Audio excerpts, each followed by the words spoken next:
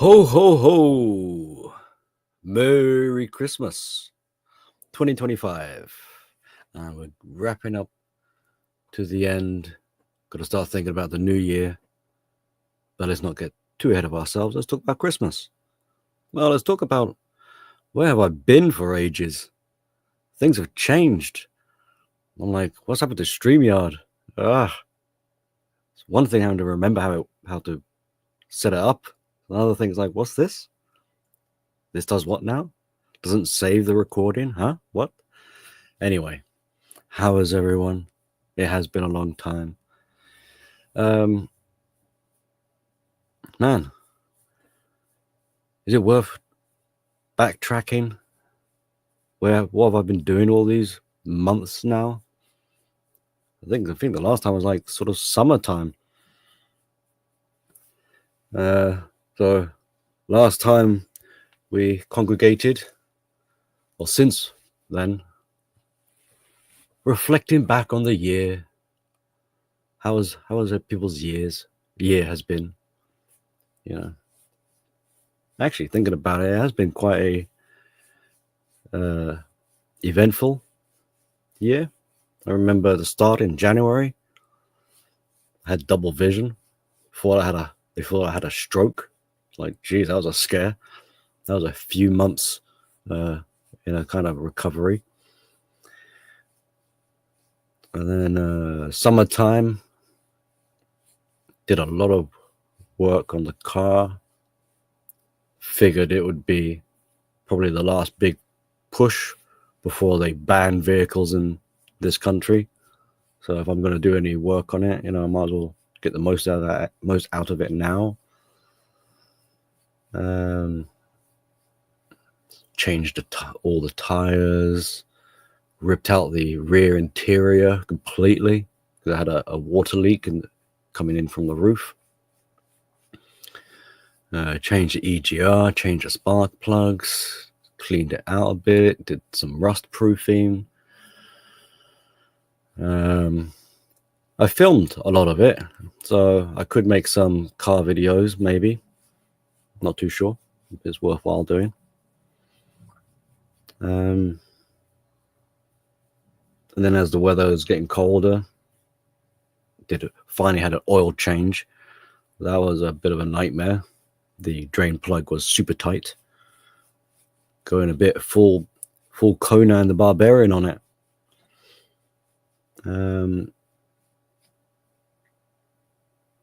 Made myself my own. Well, I already have a sofa in my workshop that I made myself, but it was not the best of constructions, so I stripped it down and rebuilt it. So I've got a new sofa. That's pretty nice. It needs a sponge and padding and a cover, but still quite nice. Did quite a lot of work around the house, fixing things up. A lot of fixing. Anyway, researching, writing, the usual sort of stuff. Kid growing. Plodding along in life as one should be doing. Trying to keep busy, trying to keep occupied, trying to wallow in despair. Enjoy it while it lasts. Life is short as it is. What's the point of being miserable about it? Some people might not want to try and be a bit, negative and pessimistic and kind of fatalistic. But if you're someone who's got that kind of mindset, hey, persevere. At least see your life through. Then you can say you've done it in your afterlife or wherever it is you go. At least then you can say like, hey, I gave it a shot. Okay. You're going to spend, if you believe in that sort of thing, you're going to spend far more time in eternity of the afterworld or whatever than you are in the physical real world, the living world. So enjoy it, even if it is a bit crappy. At least it's an experience. It's something you can say you've done, and you stuck it through and gave it a shot, and Not your cup of tea? Okay. But you never know, So that kind of, I don't know if it's really a philosophy you want to call it that, of looking at life, but it means it doesn't have to be good or bad. It's just an experience. Even a bad, like, you learn from your mistakes. So even bad mistakes, even negativity, there can be productivity that comes from it. There can be reflection. You can see where things were. It's a sort of like backwards way, like a process of elimination. Let's say you don't know what makes you happy. Well, if you could work out what makes you sad or what makes you unhappy, what things you regret,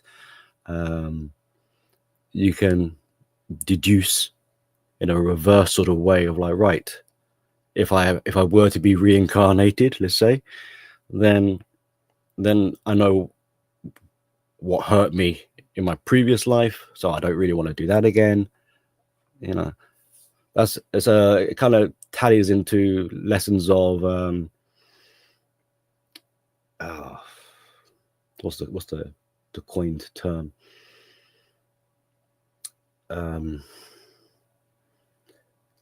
Because this is the problem you have if you are entitled and you have instant gratification, is that you don't understand the meritocracy or what it takes to have these things.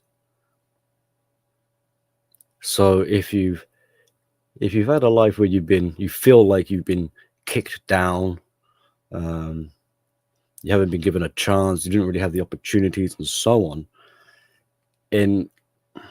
although it might hurt you emotionally and things like that, theoretically it should provide you with more meaning. And if you can get past that, it can help push motivation in a sense of like, like, I already know what some of this bad stuff feels like. I don't want to have that happen again. So is it a bit of fear that might be propelling you to want to have a positive and happy and joyous life, whatever it takes, I would try and advise, like, not to do it in a kind of spiteful way that I'm going to live my best life to spite everyone else sort of thing. You do it because you do it so that making the most of it, so that you're not jaded. You know what I mean? So if maybe not just the year that has passed, but life in general, and I think this is kind of slightly in the theme of Christmas. Christmas is about appreciation, showing your gratitude, very important concepts. And part of that, this sort of ties in with that, where it's kind of like, yeah, I'm grateful. Like you could be kind of cheeky and be like, hey, it could be worse. You could have been born with a testicle for an eyeball. I don't know. Stranger things have happened. Like, so as sucky as it might be, you could always remind yourself that, well, there are other people who suffer more. They've had it harder, and have a bit of humility about that and humbleness. Because if you are someone that's kind of like victimhood mindset, or like, oh, my life sucks and I've got it worse and I've got the raw end of the deal here, no one suffers more than me, and all this sort of me, that's kind of great. Like, get your ego in check a little bit here. So the universe doesn't revolve around you. And this is again why thinking about like, my life must be good or my life sucks kind of thing, it's sort of erroneous in the grand scheme of things. You're one person among billions of other people at a particular moment in time. History existed before you, and the future will exist beyond you.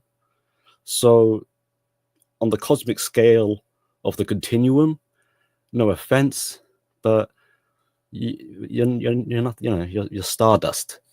Like, you're not going to change the universe or anything like that. And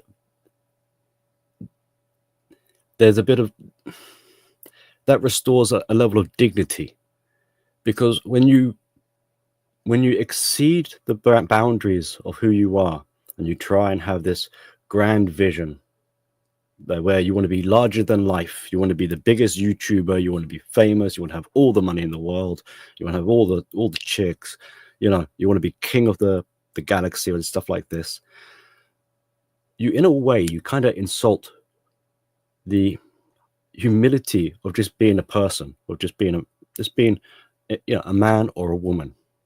So this is why I always have a bit of a problem with identity politics, because in the sort of definition, you've already insulted who you are. You don't need to be anything other than your core essence.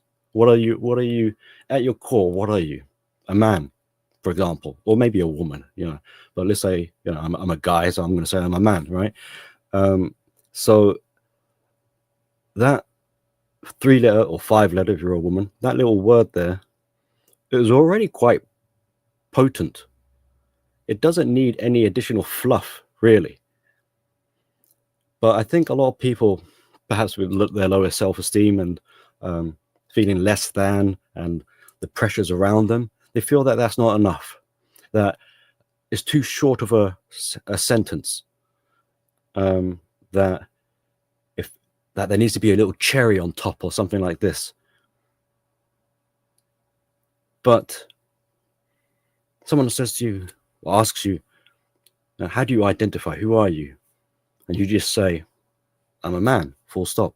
That's it. You don't need to over-explain, detail it out. You'll probably find they're more uncomfortable at hearing that than you are with saying it. And once you get over that kind of awkward sort of silence, you realize that, you know what, I don't need to explain myself to you. I know I'm clear in my mind who I am. It's all I really need.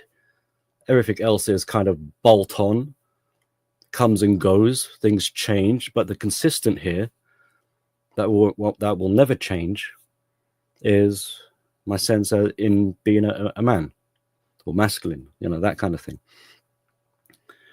So you'll find most likely that the other person asking will feel a little bit embarrassed with themselves, So a bit of a ramble of an introduction, but welcome those in the chat. Merry Christmas again. Oh, okay. How do I say this name? I'm terrible at saying names, so I apologize. Panloli.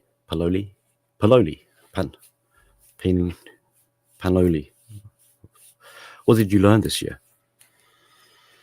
It depends on what kind of level of insights and things, like with the car thing. Learn loads about how the car is put together. So there's the pragmatical side of things, the mechanical side of things, but in the sort of self-discovery aspect, it's the not just, maybe it's not so much learned, but reminders of believing in yourself. Because a lot of this stuff, anyone who's worked with cars, it's kind of like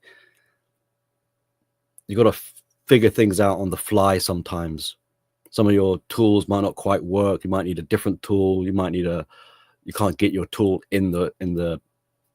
it's cumbersome. So how do you get your hands into the certain locations to reach bolts and things like that? So if there is a will, there is a way, that sort of mindset. And if not, with determination, you will make a way. You will find a way. I've always carried that kind of philosophy through life, that there must be a way. And maybe you might not succeed that day. Come back another day, try again and again and again. But if you're determined enough, If your car is if your car isn't working and it needs to be done, and you want your car that badly, you will find a way, even if it comes down to like, all right, sod it, I'll pay the mechanic, I'll pay a garage to repair it. But I'm a stubborn person when it comes to that, and I'll do it myself. So I'll find a way. And you know, the blood, the sweat, the tears, the cries, the sort of the despair where you're like, I was chatting to some people, they're saying like, you use a blowtorch to heat up the bolt to try and remove it, and I'm like, you know what? You know, because now I'm all right. So now I'm introducing fire. Oh, great! I might set my vehicle on fire, but you know what? Maybe that's not a bad thing. I won't need to do an oil change then, will I? You know, or like the brakes won't work, and it's like, okay, well, good thing it's got airbags then, huh? So a little bit of levity, a little bit of humor. Yeah. So those kind of little lessons I've learned. I've also learned through my absence of not being so active, of being more grounded, or not so hung up on a sort of this sort of pressure of like, oh, you're a YouTuber, you're a content provider, you must output, you must please the people and worry about the people. And it's kind of like, you know what, I think they'll be all right. They don't, you know, I'm not their babysitter. And there's different sort of viewpoints you might take. You know, you might have a bit of a kind of grumpy attitude and be like, well, I make content and no one really listens anyway, so what's the point? You know, kick the dirt, whatever the expression, you know, kick the mud, like, you know, dig your feet in and just sulk, pout around.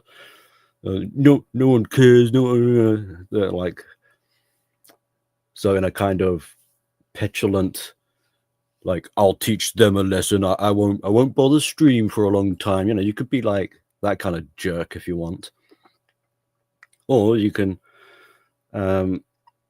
ease up on yourself and ease up on other people as well, and just be like, hey, people got things to do. You know, I don't want to neglect my own life. What kind of example? Like, one of the things I try and incorporate in some of the streams here, like I pepper it in here and there, things like these community spaces, the survivor group. If you're forever on a regular basis, particularly like you're there in and out, just with no end goal, with no sense of one day departing, you got to be careful of that kind of stuff, because then it becomes what I would call like your coffin. You know, don't let these places become your grave. Like, don't forget to live your life because you've been spending it in a place here, talking about it. Like, talk is cheap. You gotta put your money where your mouth is. So in terms of the recovery healing aspect and that sort of area where I want to put more work and effort into with clients and helping people on an individual basis, if they wanted to book, like I say to them, if they ask, if the sort of the topic comes up, it's like, because I've met people who will say they've been in therapy for 5-6 years, and I'm like, there's a good chance you might be getting strung along here, because you got the wrong therapist or something. Because in my belief, you wouldn't, if you were one of my clients and it was knocking on a year, I'd be like, you're either I'm not the right guy for you, or I'm not helping you, or like something's not, like, the point here is you're seeing a therapist. They're meant to help you so that you can move on. You're not supposed to be dependent and needing the therapist to hold your hand for the rest of your life. So that's why I get a bit kind of, when I hear 5-6 years, I'm like, what's going on here really? It sounds like you've become maybe addicted or dependent or complacent or reliant. Like you're not really growing or building yourself up if you're always seeking the approval or validation or someone else telling you that, oh, it's okay, you're all right, I'm here to look after you and wipe your backside for you. That's like when parenting comes to an end at some point. If your child is like now 30 years old, 40 years old, 50 years old, and the biological parent is still treating that grown ass person like they're a kid, you can see where that's bad. So that kind of parenting is, as wonderful as it is, comes to an end. When the kid grows up and has their independence, that's it. Like, you might be the biological parent, but your parenting days are over. Really, I mean, yes, you might give some pearls of wisdom or whatever, here and there, little nuggets and stuff, but you get what I'm saying. Like, the duties of the parent have ceased. Like, because if you carry on, like, you're abusing that kid, you're denying that kid, you're stunting their growth, you're selfishly denying them their autonomy. You're exceeding your boundaries at that point, and also you neglect to live your separate life. So that's quite a common thing, funny enough, especially like when you hear grandparents, the elderly, oh, they're still my baby. That's not healthy mentality. That's a little clue of the dynamic and the relationship is taking place. Once your kids have reached adulthood, especially like, they've married off, they've got families of their own, they're now parents. Yes, technically, biologically, they're the generation after you, they're younger than you, but they're equal to you, really. You're both adults. So going back to the question that was asked, what have I learned? It's just reminders and putting things into perspective, if you want to class it as that. And I suppose with perspective, time framing,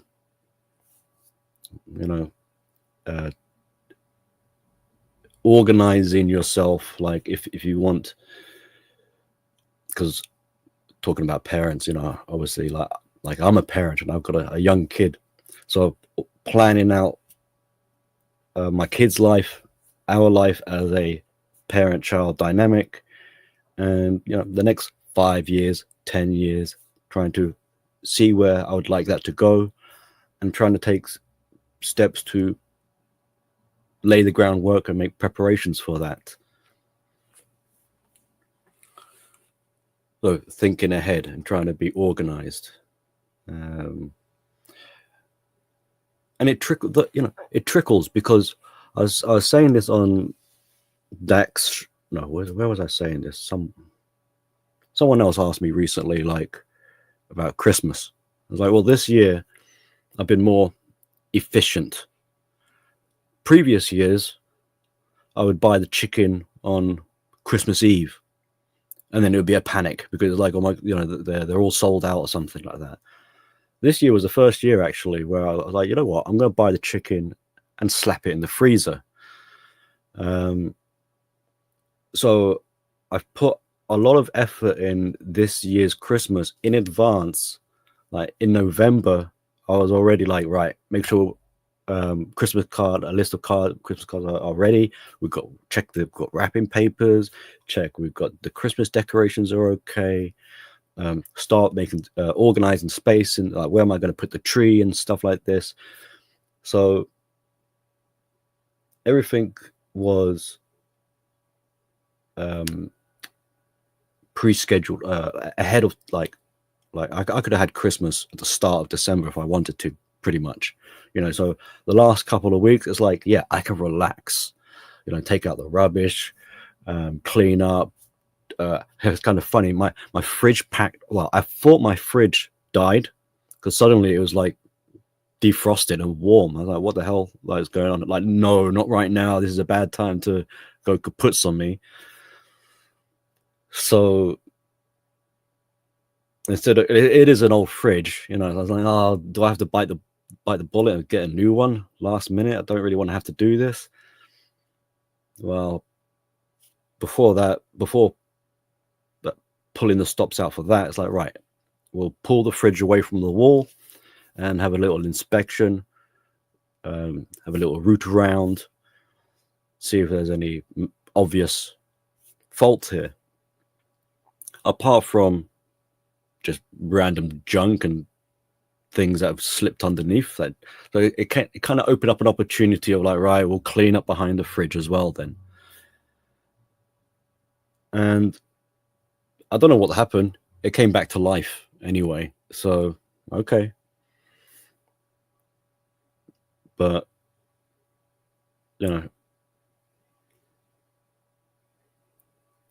if I wasn't already ahead of, like, already organizing and in that kind of mode, that situation could have easily have been a stressful, pull your hair out, I'm at my wit's end, I don't know what to do, crisis, curl up in a fetal position on the floor crying, victimhood, why me, why now, So I was able to in a way take my time about it and not feel so the world is coming to an end because the fridge has died.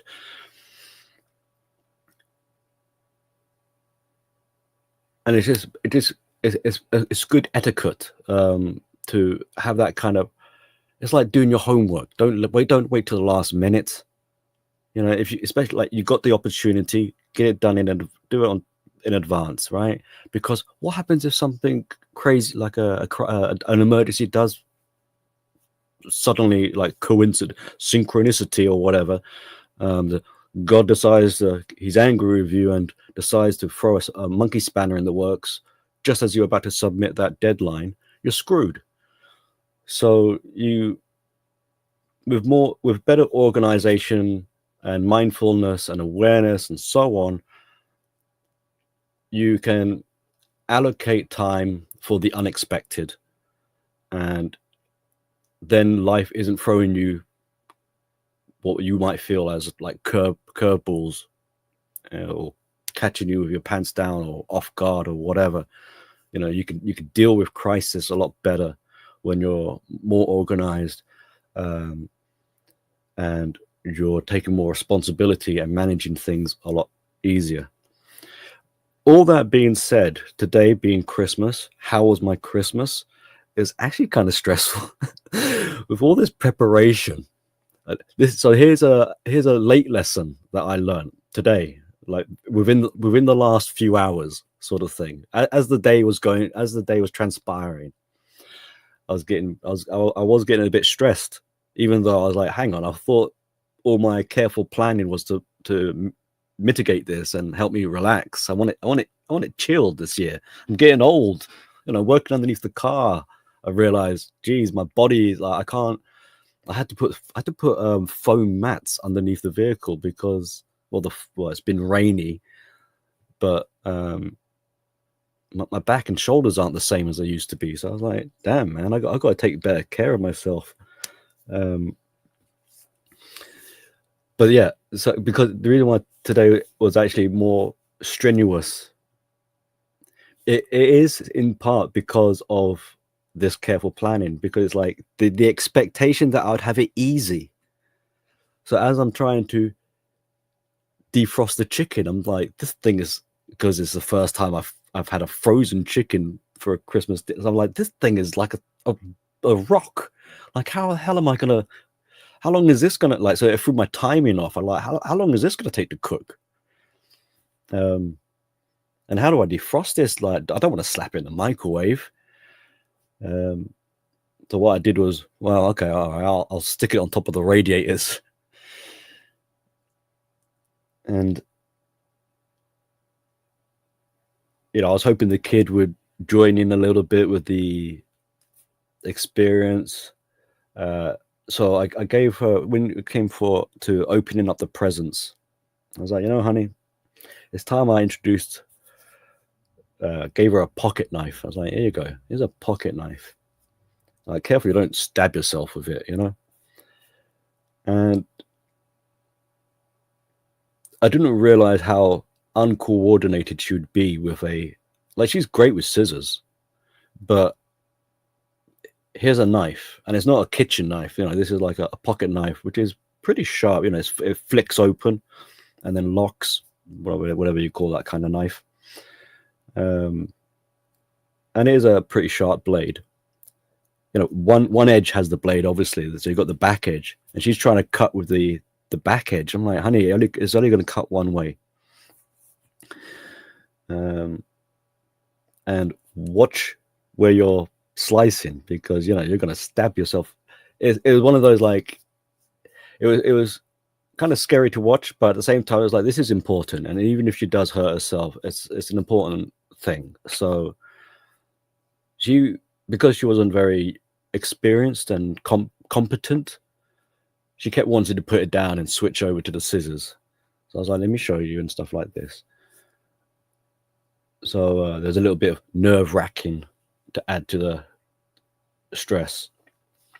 She's putting the knife down, and then she's opening up the boxes and not realize, because we're on the, we're just on the floor, kind of classic or whatever. We're just sort of tear this paper apart, and the knife has now disappeared amongst the wrapping paper. Like, oh, where's the knife gone? You're gonna sit on it next.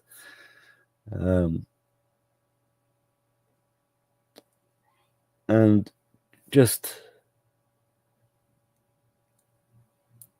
sort of trying to, I think thinking about it now, I think most of the stress was coming from my own expectation and demand, that because I put effort in for a long time, but for months, that I was like, damn it, I have to have a happy, too much of a demand and emphasis on, like, this, you will be happy, damn it, kind of thing. And that in itself was making me stressed. So by the time dinner was served, I was like, oh man. Oh, that reminds me. So this would be, by the time dinner was served, I was like, damn it, I need a drink.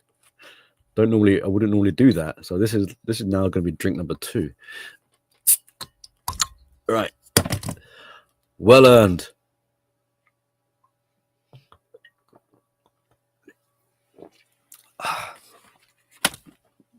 Speaking of drink, the other day we went out to get some takeaway,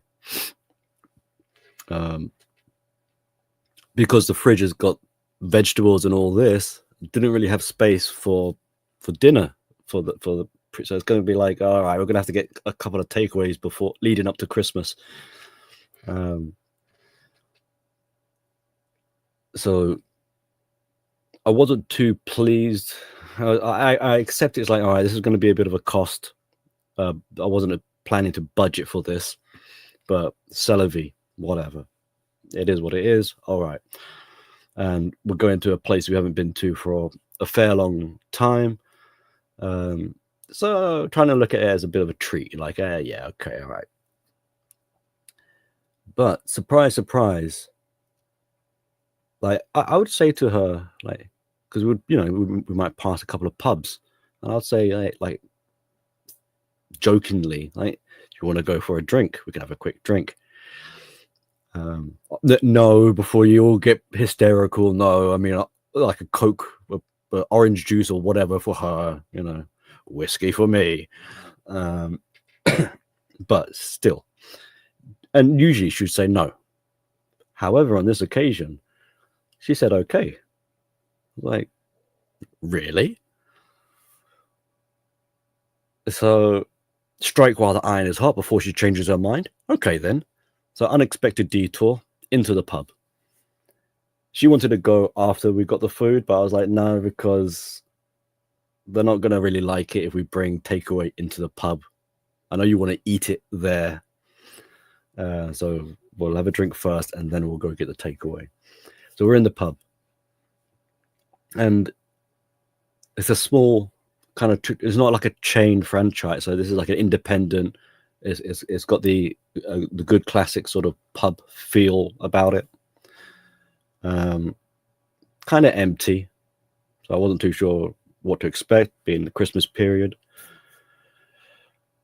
Order the drinks and whatnot, and the bill, I was flabbergasted. I was like, man, that's expensive. Like a tiny little, but not even a can of size. It's like a baby bottle size almost, like 200 milliliters of Coca-Cola for her. And I have one with my whiskey, so whiskey and Coke. I had a double, mind you, but together, so two bottles of Coke and a double shot of whiskey came to £11.20, and I was like, damn, man! If you wanted to go out for, a pub night, drinking like how I used to do it, we'd meet up, me and the guys, people, whatever, would meet up like 8 o'clock maybe. You'd be there until midnight, 4 hours or maybe beyond. You'd have several drinks. I have no idea how much that would cost now. 11. What did I say it was? 11.20, just for my drink and a tiny little drink for her. Damn. So that evening, plus the takeaway, was like around 25 quid. Not really wanting to have spent that money, but oh well, the memories, I suppose. Anyway, won't be doing that too often, eh?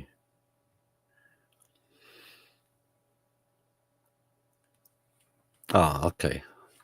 So someone's pooping while standing. Missing Frank, huh? Yeah, people say that or the good die young kind of thing.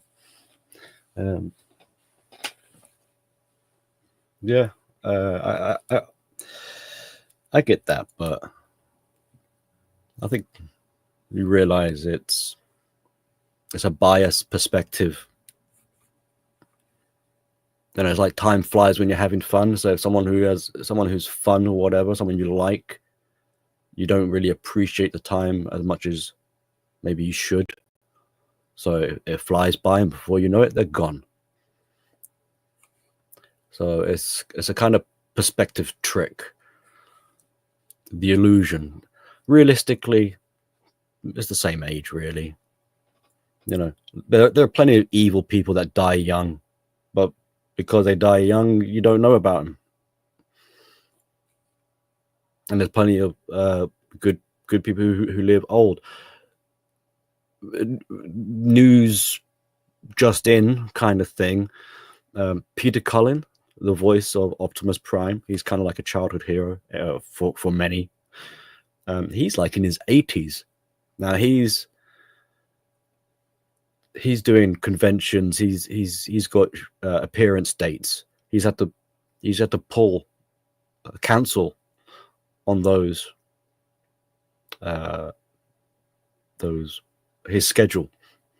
People aren't too sure why exactly, but they suspect it's his age and something to do with his medical background or whatever that might be. So people are sending like get well messages to him, but a very iconic, kind-souled, like if you like Bob Ross, that kind of energy, that sort of warmth, very similar in that sense. So there's someone who's still around, and it doesn't matter how old he gets, really.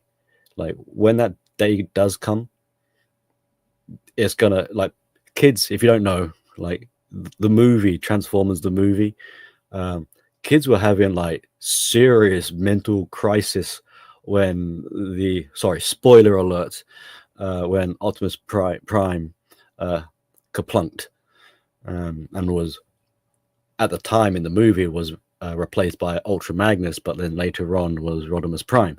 Anyway, but people were having like crisis point because Optimus Prime was like a father figure to them. Like they weren't expecting that kind of stuff to happen. So that was in a cartoon with kids. I suspect the same kind of thing. Like the world will stop turning for however, like when Peter Cullen eventually passes, it'll be a tragic. Like I'll be grieving hardcore. Yes. So if suddenly, you hear the news like, oh, what's the matter with Billy? Oh, his childhood hero died. It's like, oh, okay. But do not let it be in vain, brothers, right? Like one day, you're all gonna die, right? I'm gonna die. Do me a favor. When I'm dead, don't be moaning. Don't be grieving. Have a good time.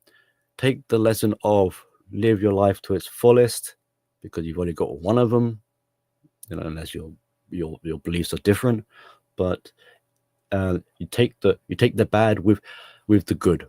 You need the bad, because the good will have no meaning, it'll have no contrast if there isn't anything negative to go with it. So it's like yin and yang. It's together. You can't have one. If you want to have a good life, you're going to have a bit of negativity in it. What matters is how you deal with it. Are you going to be a baby and pout and go, where I didn't get what I want? Or are you going to have more of an appreciation? It's like, you know what? I got slapped around a bit. I'm still survived. I survived and alive and kicking for whatever time, and I picked myself up, and that is probably worth more to you than the actual thing that hurt your boo-boos. There's if you wanted to go into like a deep psychological way of looking at things, it's not really the incident of the particulars of what hurt you that actually is the problem. It's the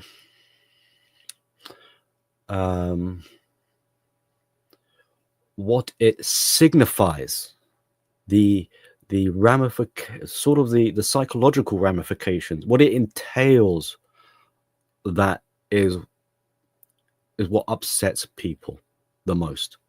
Because bad things happen to you all the time when you really think about it. Realistically, there's loads of things that hurt you. You trip up, you stub your toe, your toes, ouch, ouchie, ouchie, my toe. But you're not traumatized by it, right? You kind of realize, yeah, it's going to heal. I'm going to get better.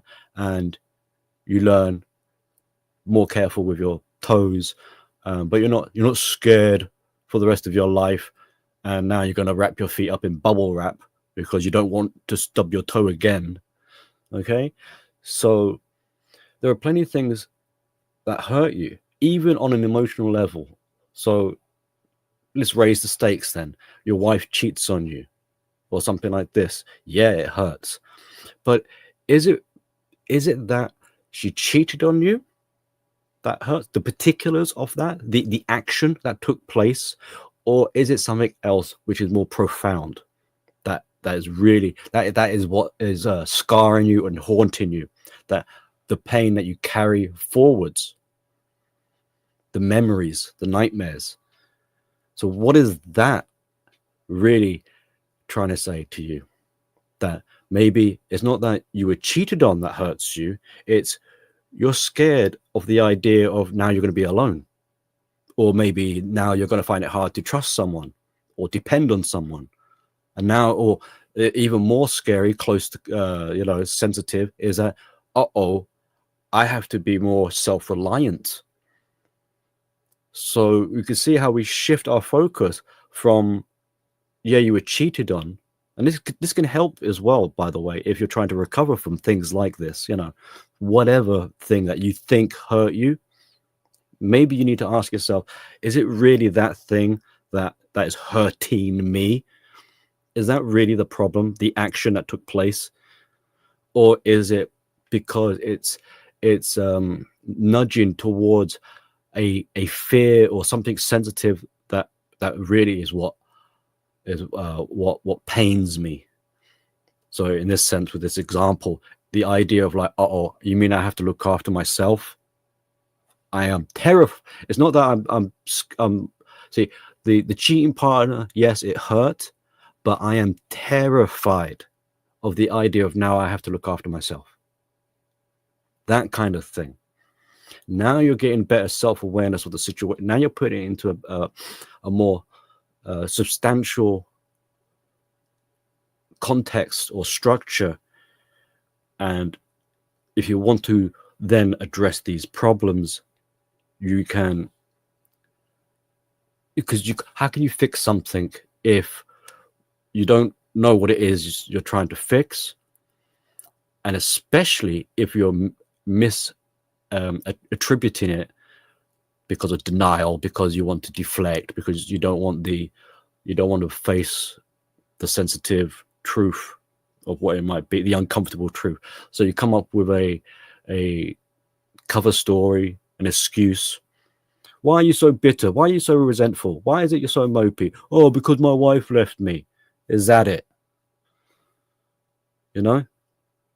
Plenty of people's wives have left them. So why is it you're moping around more than everyone else then? Is it really, you see what I mean?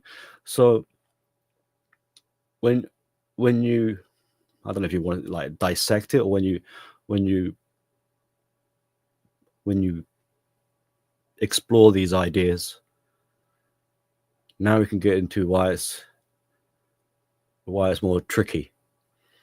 Because yes, plenty of people can share the same experience. Yes, wife cheated, wife left, wife died maybe, or something. But so that makes it common. That makes it relatable. But what isn't so relatable is if really the fear isn't that the hurt isn't really the wife disappearing, but it's a more personal, profound level, an intimate level with yourself. That is why, most likely, I'm not going to say it's for definite, that level of pain is unique to you and makes it hard to share in the same way as an experience of an event that took place. Because no one lives your life but you. No one really knows the depths of your pain but you, and what that pain means to you. No one knows your fear or your terror quite like how you do. So that's why you are a little bit alone in this, in those situations. And why some people will say, and not some, but a lot of people, they're really, the only person who can really, really, really help. This is kind of like a misconception, but the idea of like is yourself. It's only you can make that change. Essentially, you have the authority. Now, where I would differ is that no, you're not like other people can help, figuratively speaking here, like help save you. Like no one can save you but yourself. But other people can help save. They can open your eyes. They can give you the information that you need to know. But the executive decision to actually save yourself, yes, that individual must want it for themselves.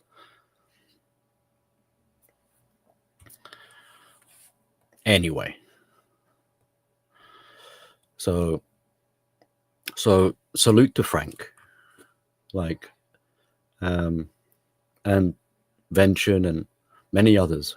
I have to be careful because I got a warning. YouTube gave me a warning for bringing up.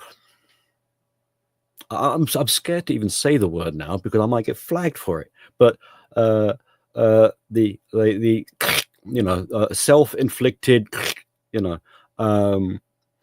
bringing up awareness of an individual who did that, and they flagged me. They gave me a warning for hate speech. I don't know. So gotta be careful.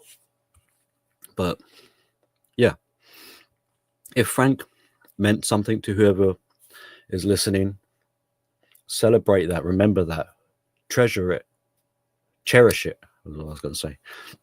And in that way, not to sound too mopey and hippy dippy, but you kind of, the spirit of what the essence of what Frank was trying to impart on people, his impression, his touch, his what his existence in the world, like where did he leave his mark? You carry that. So in a sense, he's insight, and it sounds cheesy and corny, but you know, there's some truth to it. Like there's a little Frank inside you, kind of thing.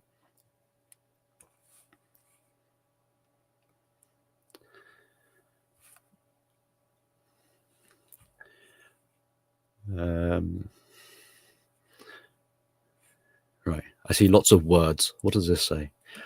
Your levels of self-reflection and general reflection are high because you are not neurotic. Am I not? Some might argue. Most people are neurotic and constantly suffer from the inability to crystallize epiphanies and adapt to them. The trauma.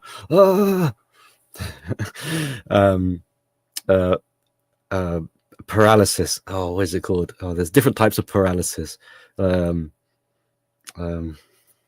Like thinking paralysis. Like I'm having one right now.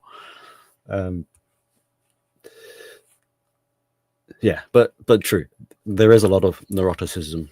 There's a lot of things. There's a lot of everything going on. That's the powder keg that's taking place. Unfortunately, it's one thing if you've got an individual with mental issues, they got whatever anxieties, neuroticism, whatever, maybe financial issues. Yeah, isolated cases. You can help them. Hopefully, maybe not. Maybe they might be pushed aside and unfortunately, shoved to the curb or something like that. They end up homeless or whatever. So yeah, those are obviously not good things. But in terms of a sterile way of looking at it, in terms like societal levels, society, like it's like infant mortality. You look at population percentages, you'd be like, right, this is the amount of births, how many deaths. Okay, are we balancing out? Are we going up? Are we losing population? What's what? So you can, without sounding too unsympathetic, you can kind of accommodate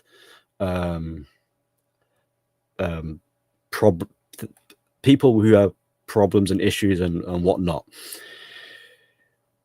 But we're at a time now where the complications are so varied and dispersed and comorbid and overlapping and intertwined and connected, and they don't just affect the individual now, they affect the spouses, they affect the community, they reach across the seas and affect other people, that it becomes harder and harder to isolate a problem, to identify, to isolate, to treat, manage, and ideally like rectify. You might not rectify. You might have to just deal with it to try and make yourself more comfortable with it. In some ways, the medical field has it a little bit easier. Like I'm a diabetic, so it's like, right, pretty simple. Actually, I say that with a caveat because the disease itself is pretty simple, right? You need insulin, you need to avoid sugar. Okay. But like I've been a bit ill recently, I've got the flu. That's affected my sugar levels. So lately my sugars have been higher. Your sleep will affect it, your diet will affect it, your exercise, everything really technically affects something like diabetes. But the point I'm trying to make is that if you've got a condition, let's say you break your arm, then identify injury. I'm not going to fix your foot if you've got a broken arm, am I? So you can administer care and medication to the identified problem.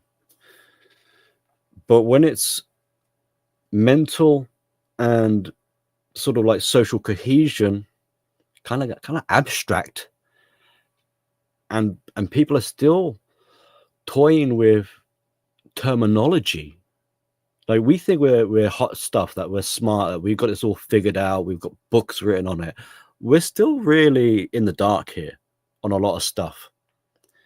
And that's like, on the one hand, it's kind of like kudos, because we are trying to make attempts at unpack, like trying to get our heads and hands wrapped around these things. But we need to remind ourselves of our own, like, I don't know, hubris, and not get too cocky. Like we're trained doctors in that sense of, like, yeah, you got a broken bone, no problem. We know exactly what to do. We'll put a couple of screws in it. We'll put a metal plate. We'll wrap your leg in your arm in plaster. Bada bing, bada boom. 6 weeks. We'll do an X-ray. Off you go.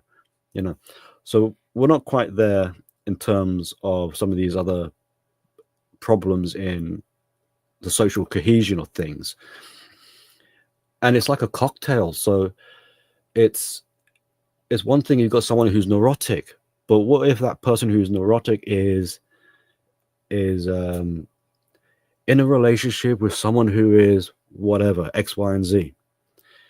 Now you've got this new compound problem, that there isn't a one particular therapy treatment that you can prescribe and say, here you go, here's a course of therapeutical pills or whatever. Once you finish that antibiotic, you should be good. No, it doesn't. Like they say with borderlines, for example, no two borderlines are the same. It's almost as if every borderline you meet is their own criteria or definition of a borderline. Now you look at the traits, and I think mathematically it works out as something like 256, if I remember the number correctly, combinations of these traits. And that's not even looking at them on a kind of spectrum, in a spectrum type of way. So you can see why there's such variation. And that's why if you say, you got a borderline, okay, just give them DBT or CBT. It's not as simple as that. It might help some. It might help just their borderline features, but what if they're comorbid with narcissism, for example? You were asking about what have I been learning. I've been trying to improve my stats and my what's the word? Citations. So 25% of borderlines will also have narcissism. Don't ask me where I got this from. I can't remember. I just remember hearing the percentage. And likewise, 25% of narcissists will have borderline. So that's quite a high percentage when you think about it. 1 in 4. And that would be a comorbid diagnosis. So that's not including, like, like, let's say you got a borderline. That's not including a borderline who has a few narcissistic traits. No, this is 1 in 4 borderlines has BPD diagnosis, obviously, because they're borderline, as well as the NPD, full-blown narcissistic, comorbid. So, and there's people who argue that there is no real difference. They're kind of in the same. They're both cluster Bs. You're kind of splitting hairs. There is no real difference. But this is where it's like a bit of a debate. Is like, how important is it to differentiate between things like that? What is there really a pragmatic need to? Because surely regardless whether they're NPD, BPD, antisocial, whatever. You don't really want to be messing with these people. Like, the solution, if there is one, is to stay away. But easier said than done, because, well, it depends how deep you want to get into it, and to what extent you are involved with someone like that.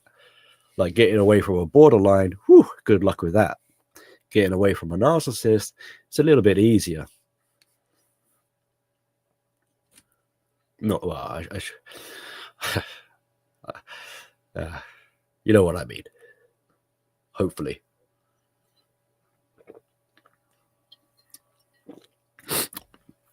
This, not that it's easier, but I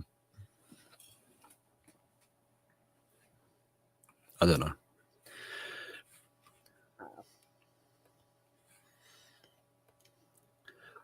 All right, I'm probably slow with the something here. Rusty is saying, "Hey, Rusty. Hey, Rusty. I need to have a word with you.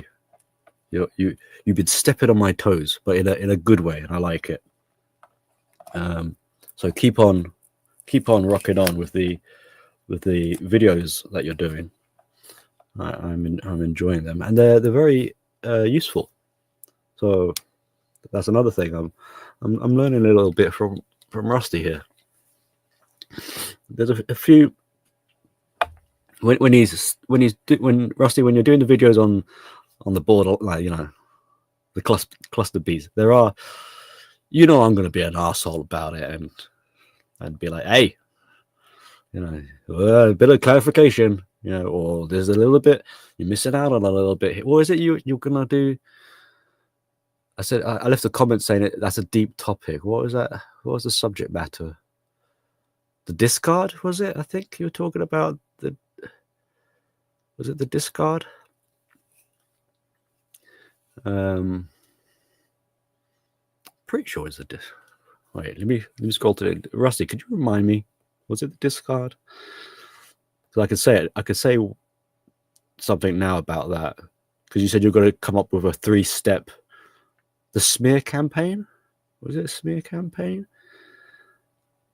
Yeah, yes, the smear campaign. All right. So in your notes, Rusty, if you haven't compiled them already, because you said you're going to do like a 3-tip advice thing to summarize it, which is great. If you can manage to do that, that's great. But you were saying that the smear campaign it started way earlier than when you become aware of it. Actually, Rusty, the smear campaign started at the moment of inception. The moment you met this person, you locked eyes. The moment you're talking, right? You're already being devalued. Your true self is already being rejected. You are not being accepted for who you really are. You're instantly having to put on a performance. You're instantly having to put your best foot forward, make a good. Now there is a bit of a kind of discernment, because I got into a little bit of a spat with someone who was like saying, "What's the difference? Is there a difference between love bombing and just trying to make a good impression on your first date?" And they didn't really want to accept my answer, but yeah, there is a difference. So yes, on a first date, you're putting your best foot forward. You're being a bit of a fraud, a bit of a faker. Yeah. But the narcissist takes it to it takes it to another level.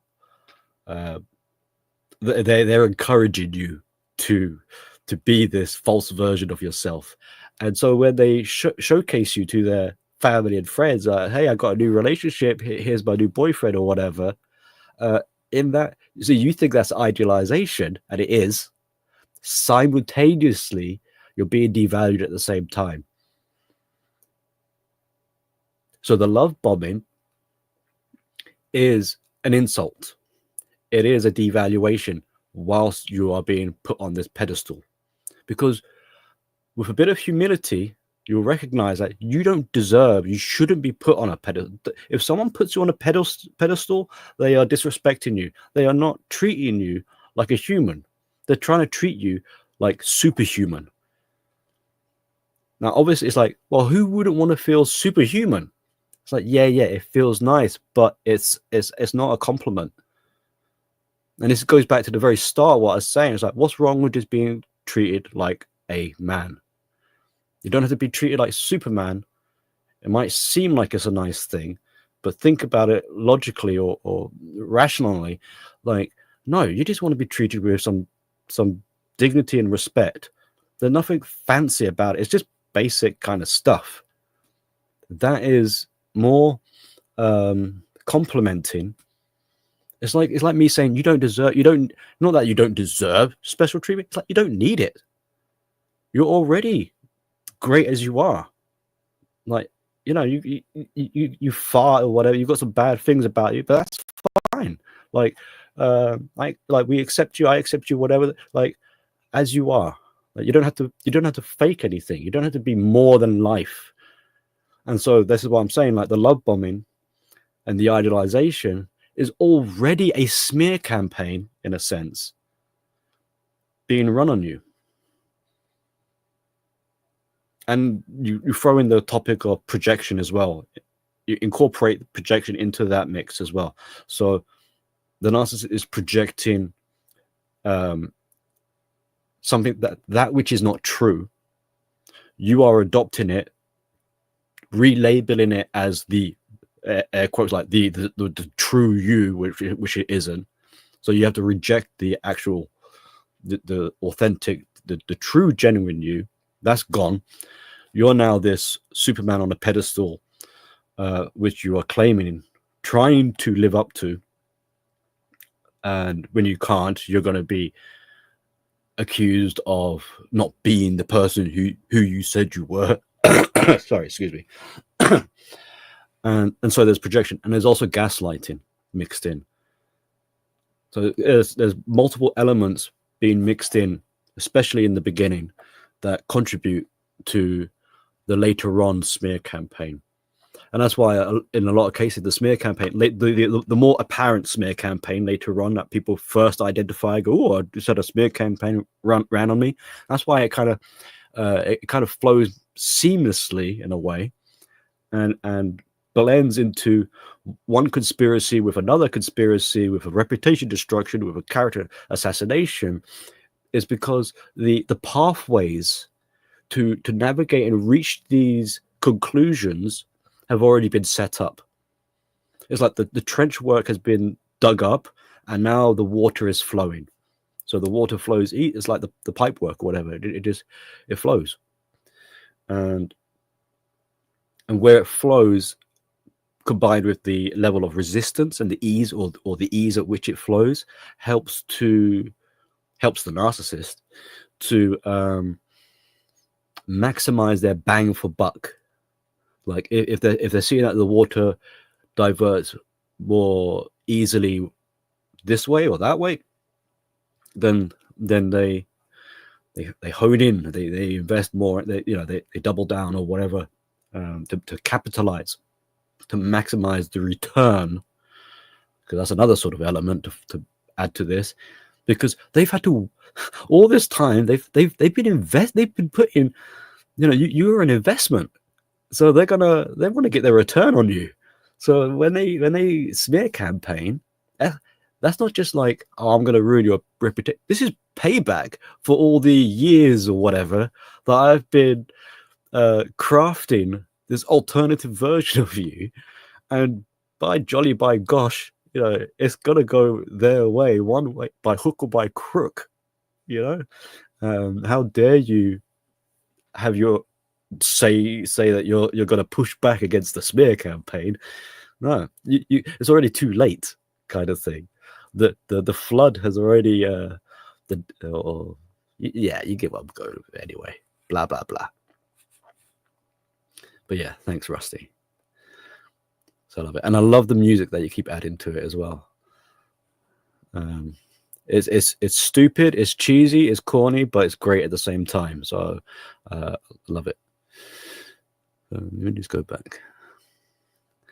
And yeah, while standing, the Revenge series I found particularly interesting because I think I could speak to that, and a lot of the points that you've been, the steps and things to consider.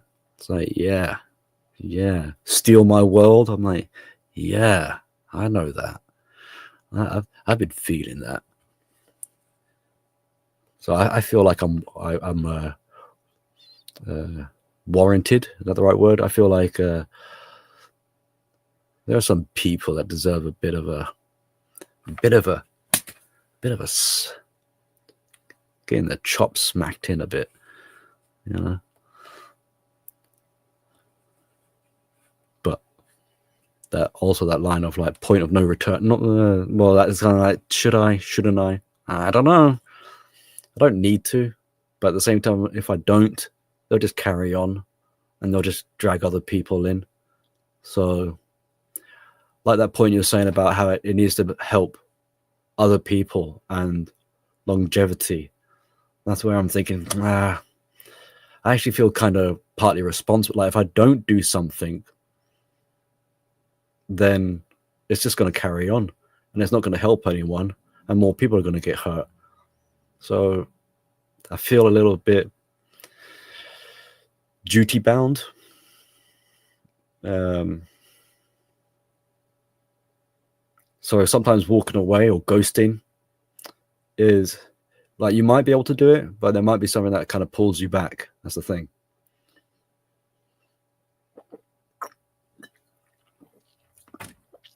But I don't know if I want to, in my case anyway, I don't know if I would want to call it revenge, because there isn't any satisfaction in doing it.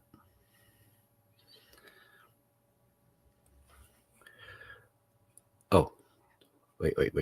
Could you respond to my last comment when you want? Now, where is that? Let me go back up. What, this one?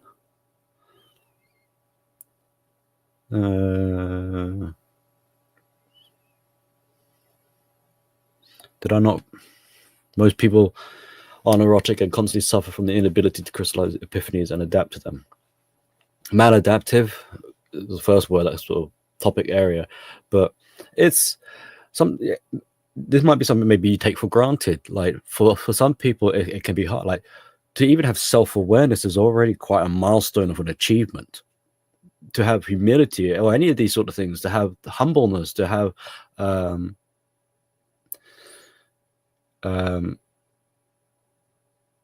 a willingness to want to self-improve in a positive way and not just say it because it sounds cute or something, you know, that's not even beginning to do any of the work to make the change. You could say it's the first step is the hardest step, and you know, it gets the ball rolling. So kudos and congratulations and hallelujah. But that's all well and good. That's all nice to say. Still, all right, here, you got the ball. You need to, you need to run with it now. Like, sorry, I know it sucks. You know, I know maybe you might think, and I'm not talking personally, like I'm just saying, you know, I don't take it personally, but like hoorah, like, you know, you got the ball, but to have that self-belief and desire,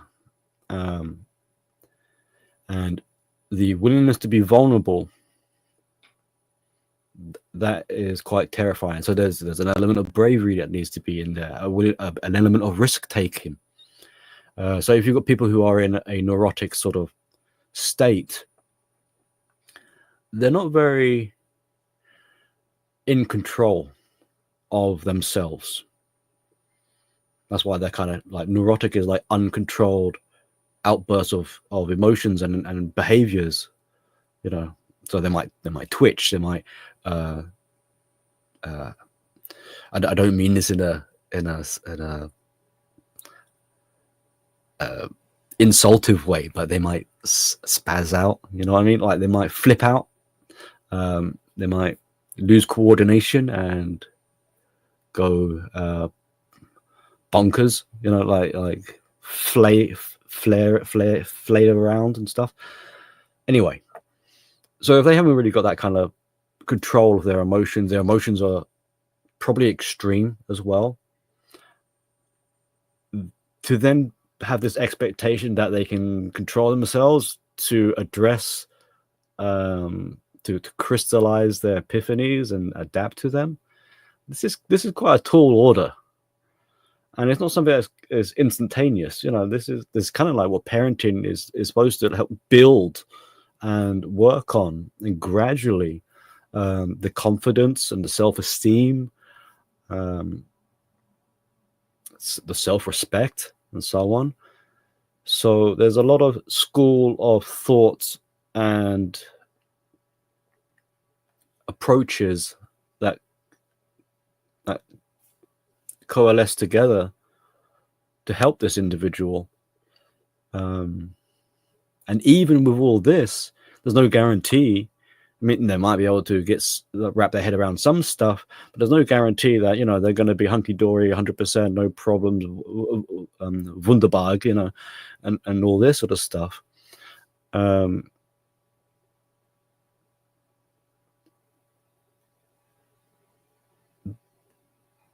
What I think this kind of statement that's being made is really saying is like, yeah, we are, as a collective, this is quite a conundrum, because it's like, where do you begin? It's, if this was a vehicle, you'd be like, this is a write-off. It's just too many. It's riddled with problems. You don't know where to start.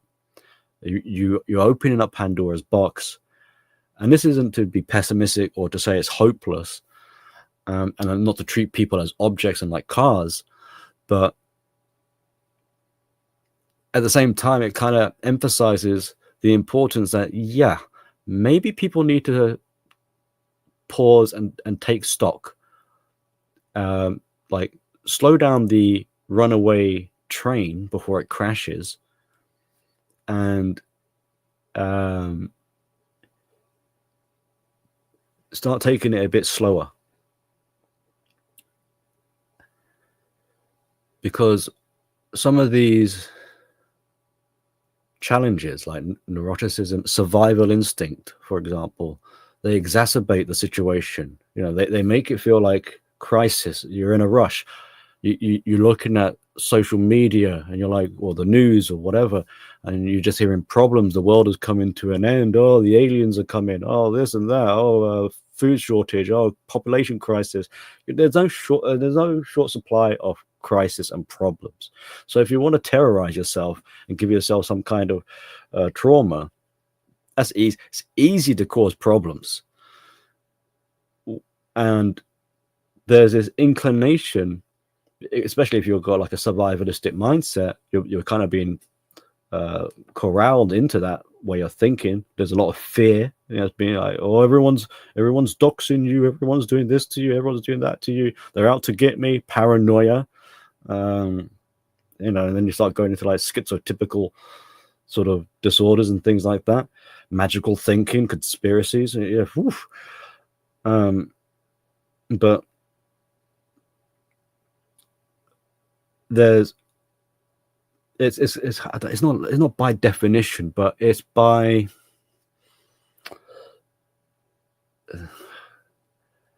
its, is it like ethos, that it kind of demands an element of importance from you.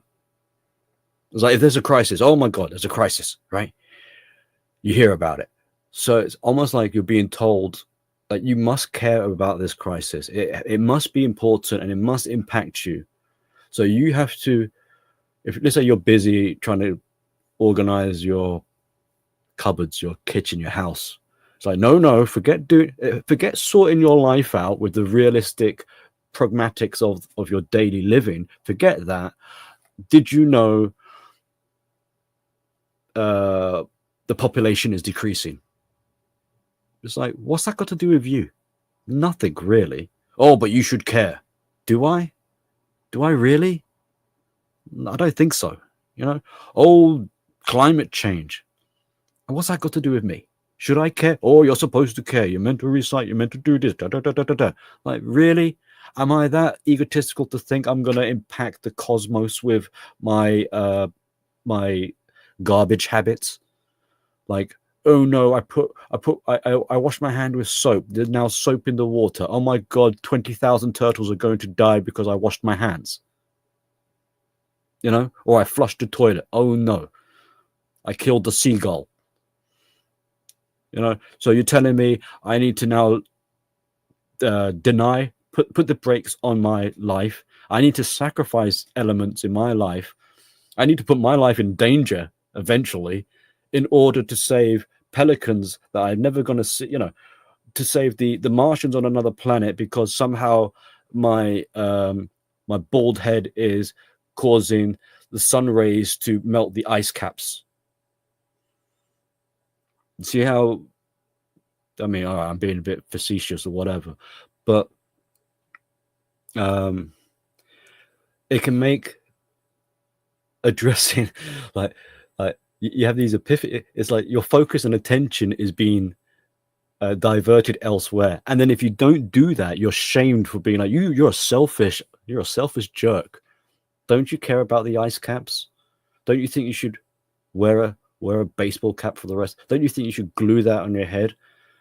And don't use glue because that's bad for the environment. You need to use, I don't know, tree sap or something. And don't, you know, you're always going to come foul of some crime, which ends up becoming, that's why it's like life denying. Nietzsche would say that's life denying, because there's no way you can get around without causing some kind of problem if you wanted to, you know, nitpicky for someone else. So the only way of air quotes like making anyone happy is if you terminate. But even then they wouldn't be happy because they'd be like, oh, now your dead body is littering the road. You're an eyesore. You're polluting the environment with your decomposing body. You see what I mean? Like, we're going to tax you even though you're dead. It's like, oh, great. So it's like, is it you really that's the one with the problem here?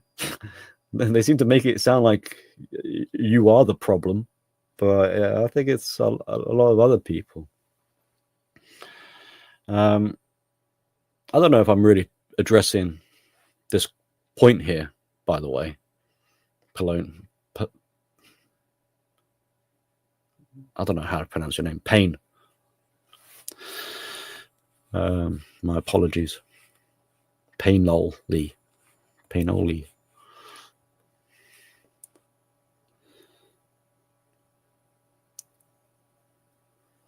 Having a good old rant for, I don't know, some people still having their Christmas, I get it, I guess.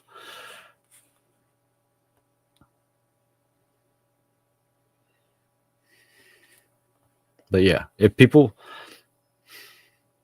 first point of call would be, do those people A, recognize they got a problem, and then B, want to do something about it? If the answer is no, then never mind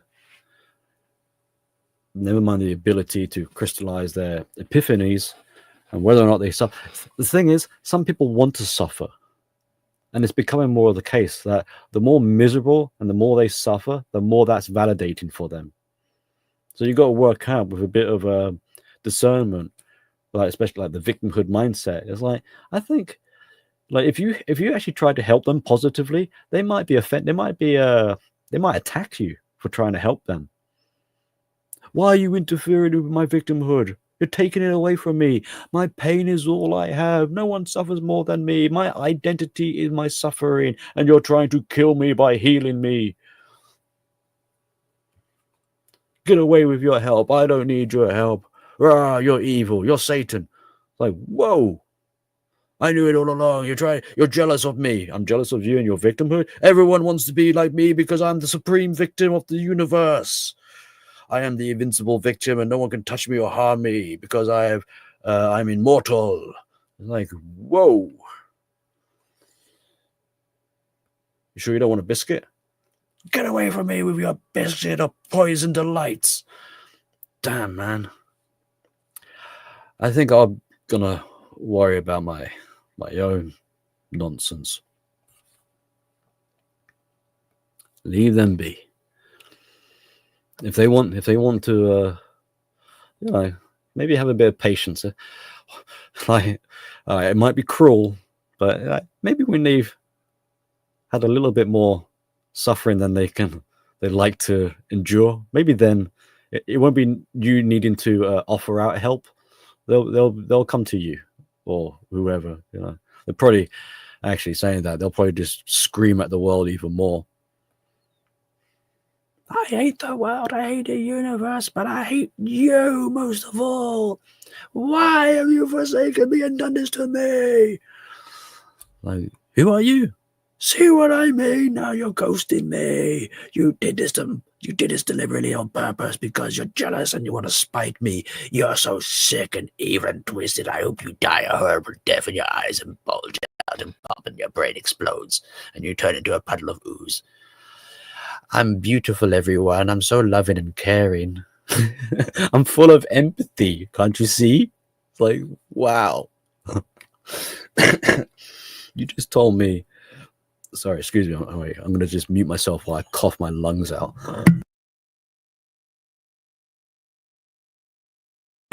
Sorry. Like, yeah, some of these people, I mean, it's kind of funny. Like, I know you shouldn't laugh, but if only they could hear themselves back. Maybe that's the secret. You want them to have that awareness and then epiphany, and then to hopefully crystallize it. Just hold up a mirror or play it back to them and go, here, see, like, they won't like you for it, but maybe there'll be. So what would the childhood mythology be? Something like the emperor has no clothes on meets mirror on the wall or something. Snow White. It's like something like that.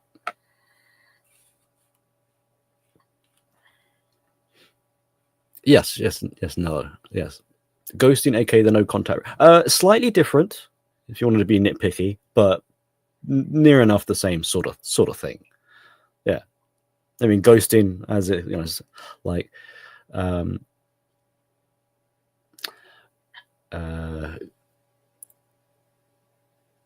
ghosting in the sense of vanishing, right? But with no contact, you might not have vanished.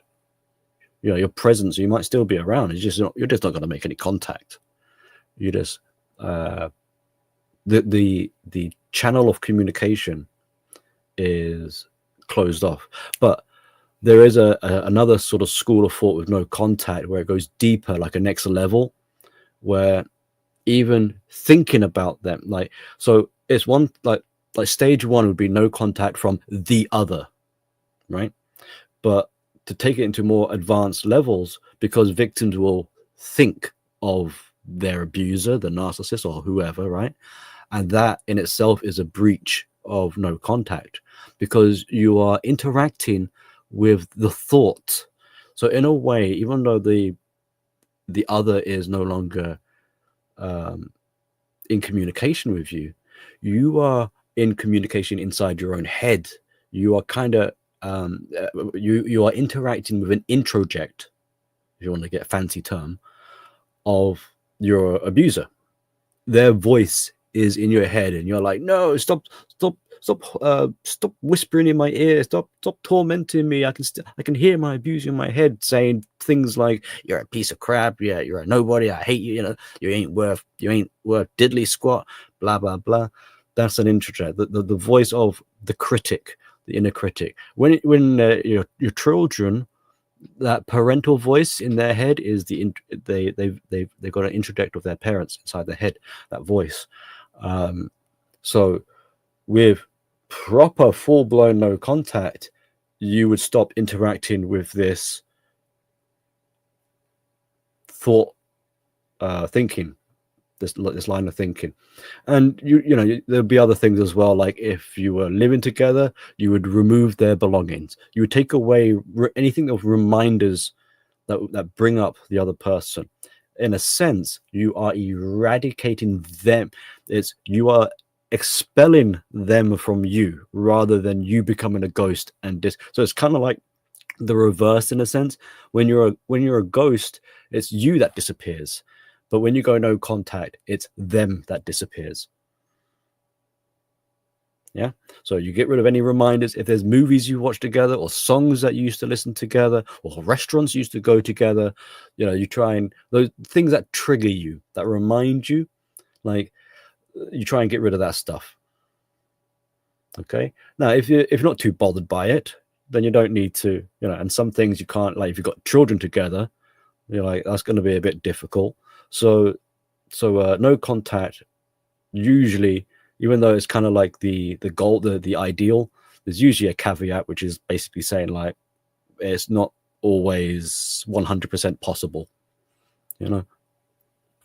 So sorry, just me being an asshole with definitions here, but thank you, Nello, for that. Rusty says, I believe in healthy revenge. I believe it is an essential part of healing. We discount satisfaction too much, I think, mostly because no therapist wants the liability.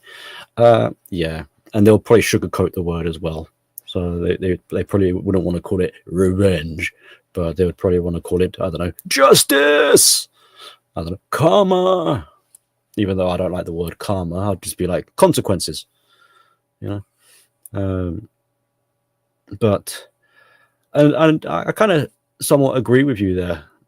It's like, and that gives us a better understanding in the bigger scheme of things. It means that every sort of action, shall we say, there are pros and cons. There's a positive version and a negative. So then that means even positive actions, there can be some kind of element of malice if you wanted to be corrupt and perverted enough to twist it around. So you look at some sort of kind act, you find someone who's corrupt enough, they'll turn that and be like, how can we turn that kindness into an unhealthy action? Okay. And we could take some other typical negative actions, like you've got revenge, that you're saying here, Rusty, that there can be a healthy version or a healthy way of looking at some, so you can like I don't know, there can be a healthy, not healthy, but a positive sense of maybe theft. I don't know how you justify it, but you're stealing the medicine because some kid needs it, so you're trying to save the kid's life, but you need to steal the medicine, so isn't that a good thing? I don't know, something like that.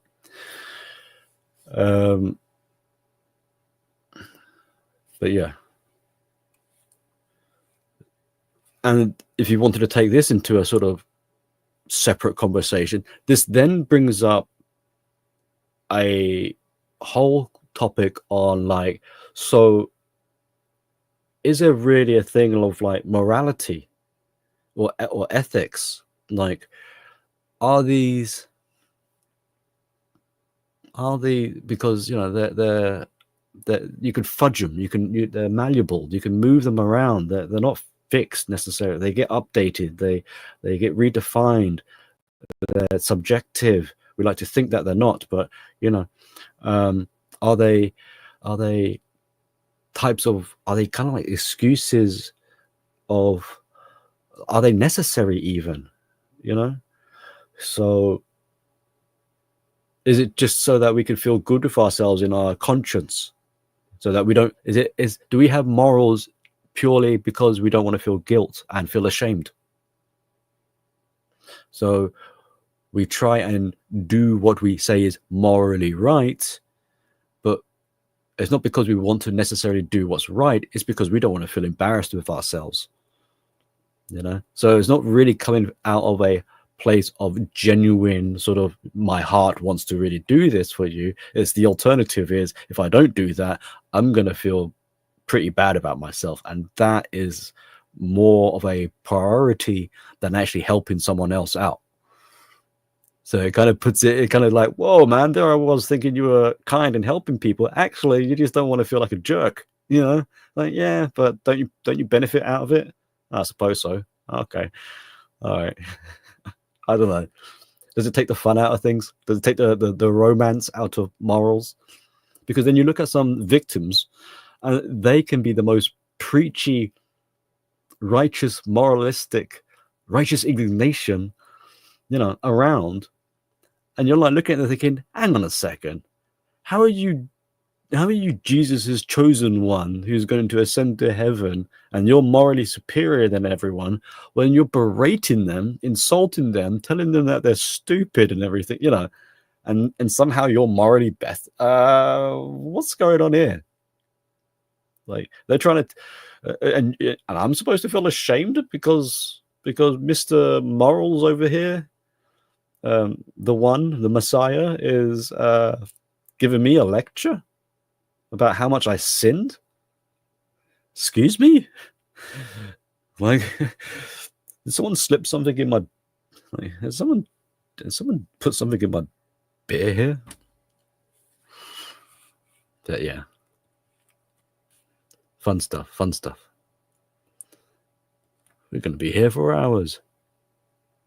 AI is taking the job, job crisis. Is it? Yes, no, I don't know. Maybe, I suppose.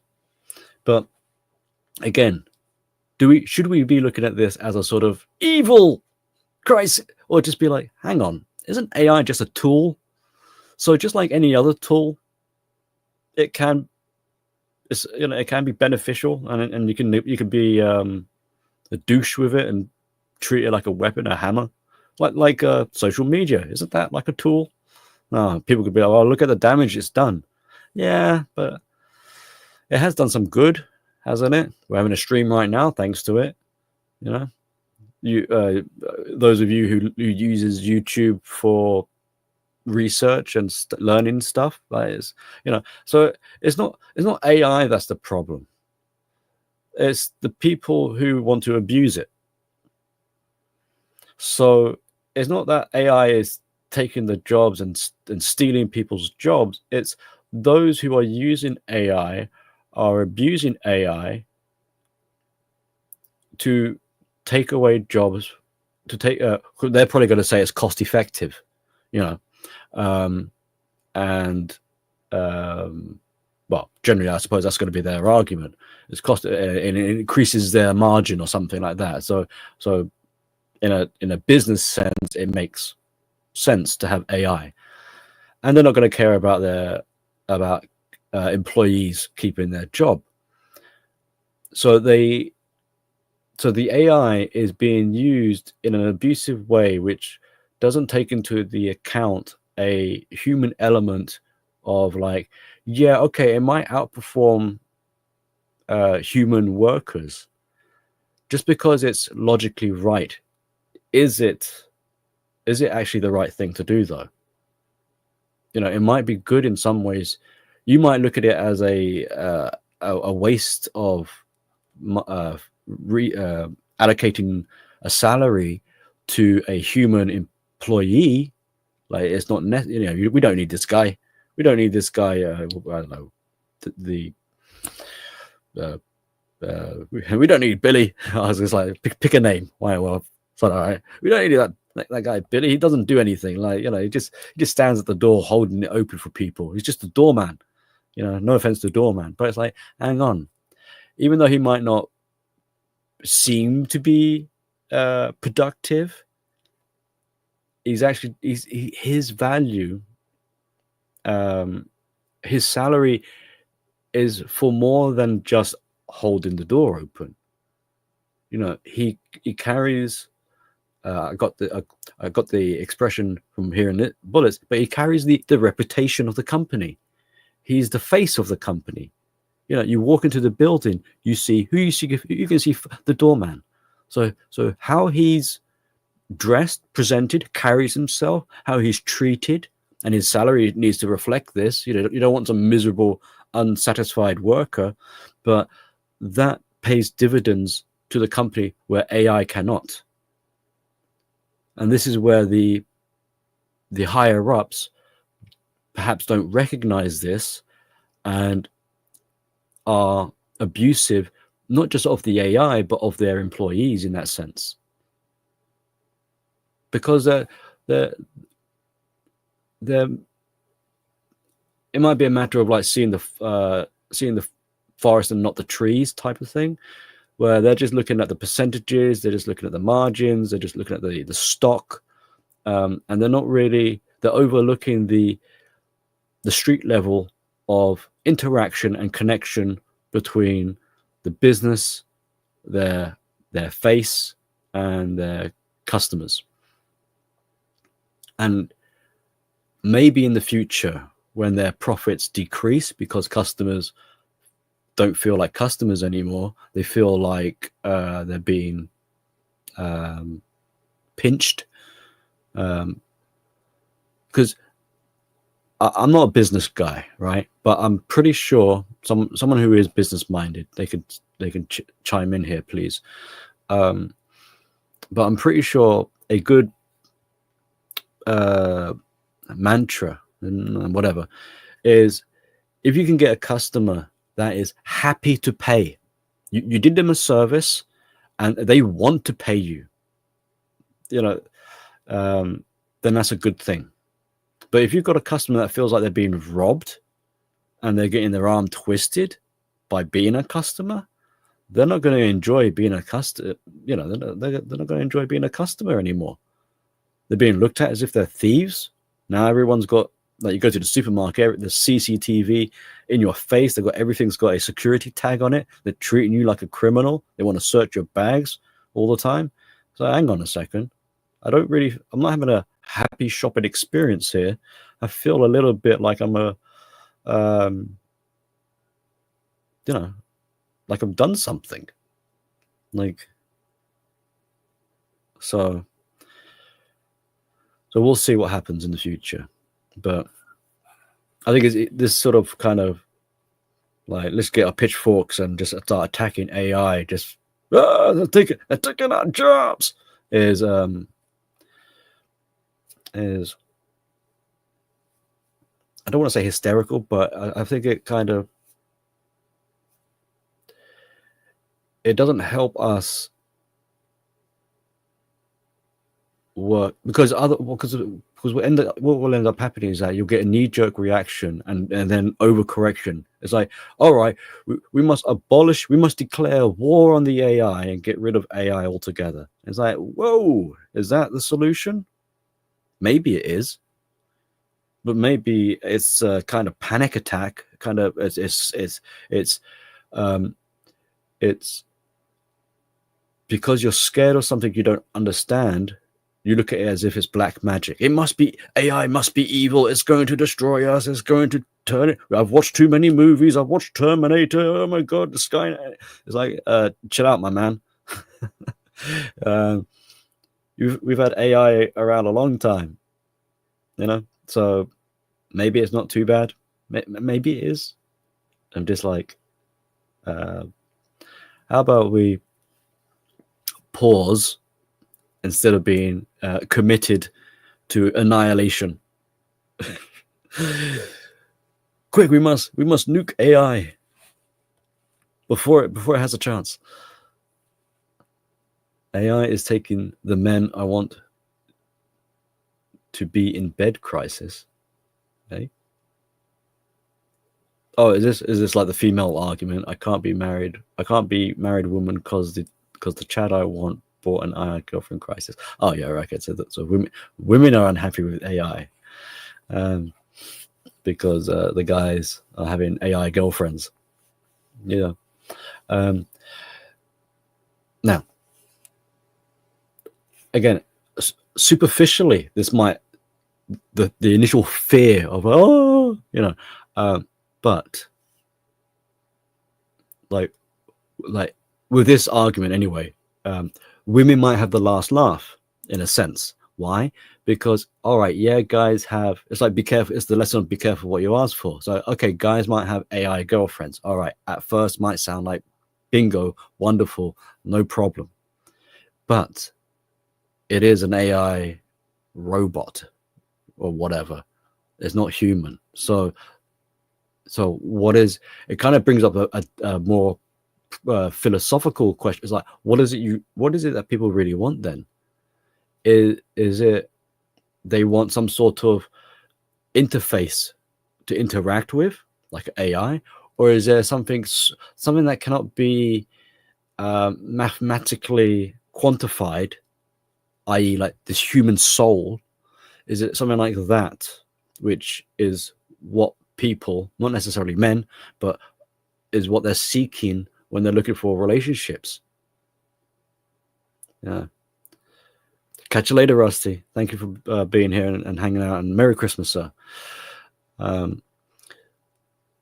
So the guy with the AI girlfriend might later on, I don't know how many years it would take, but it might bring up a sub-level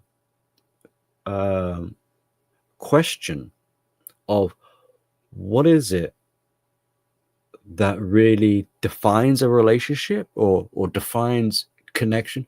Like how do we describe this mystical human soul element? What is it? We're looking for a heart? Are we looking for a soul? Are we looking for an essence? What, this energy, a vibe? Like what is this mysterious wavelength compatibility thing?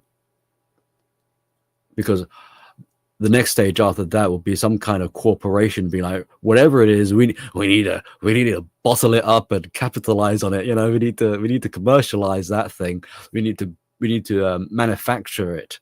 It's like, can it be manufactured? Is it a genome? Is it something like that? Is it DNA we're looking for? Is it a pheromone? Because I have a sneaky suspicion that whatever this elusive Alexa is that it's not going to be found in AI. It's going to be, because AI is going to try and mimic it. So it might delude. And this is a dangerous sort of side of looking at it, is that AI might delude men, let's say, because it's like an AI girlfriend, or it could be vice, whatever. It helped in order to have a successful, let's say, relationship with this girlfriend, particularly a girlfriend, not just like this is your buddy, my AI buddy, but no, this is my supposedly romantic wife, girlfriend, AI, my spouse, that kind of thing. For that to be somewhat like, would the man need to be deluded, psychotic enough to make it seem true? Like he truly believes that the AI actually has a soul, it's alive, it's got conscience. Is that what we're looking for? Something that has conscience, and how well can we be fooled by it, and how willing are we wanting to be fooled by it? And even if you are willing and you go all balls deep into it, pun intended, I suppose, would that suffice? Would that actually so I think some people might say, like, it seems to maybe so, like the elderly with their caretaker robots seem to be having a good old chin wag, but and who's sort of to say what is right and wrong for someone? So is this kind of like an individualistic choice? And then that brings up other sort of questions where, like, well, if it's an individual choice, let's say you've got a guy who says, yes, my AI robot is alive, it has a conscience, it has a soul, it's a real person, just as good as or the equivalent of a human being. They have feelings, this AI machine thing, and by this point they might even be building them with organics. Who knows? 3D printed organic material. They could. Oh, I'm going. My imagination now is flying off. So yeah, you could have organic cyborgs. I don't know what the definition would be, but who knows? It then kind of brings up the question: is like, how do you know that? How do we know that we're not AI? Like how do you know you're not AI? Like what? Because you remember being a kid? What if that was programmed into you? What if you are such a sophisticated AI machine that you're able to grow? Like how do you what defines and quantifies you as actually human? It's like, oh no, Billy, you're melting my brain, not on Christmas Day. God damn it. My brain has turned to gravy. But yeah. But you see what I'm going? It's like this might be a fun topic to have with some people. Get on the panel and be like, so what do you guys think? Are you really a robot? How do you know I'm really here? Huh? Yeah, I'm just a goat avatar. I might not even be real. I might be AI generated here to mess with you. Like the transporter on Star Trek. A lot of people say there's this great kind of theoretical conversation. Like when you get teleported, aren't you killed and then atomized and reassembled? Is that on the person at the other end? Is that really you, or is that a new you that has your memories or something like that? It's kind of it gets weird. Yeah. What? So it's like, do you get deleted and then reassembled? Yeah. So do you get disassembled, get transferred over, but as data, and then reassembled with material at the other end, kind of thing? So is that really you? Have you just died, and what if you weren't disassembled? What if they just copied your data, your DNA or whatever it is, and just assembled at the other end? There'll be two of you. Now, which one is the real you?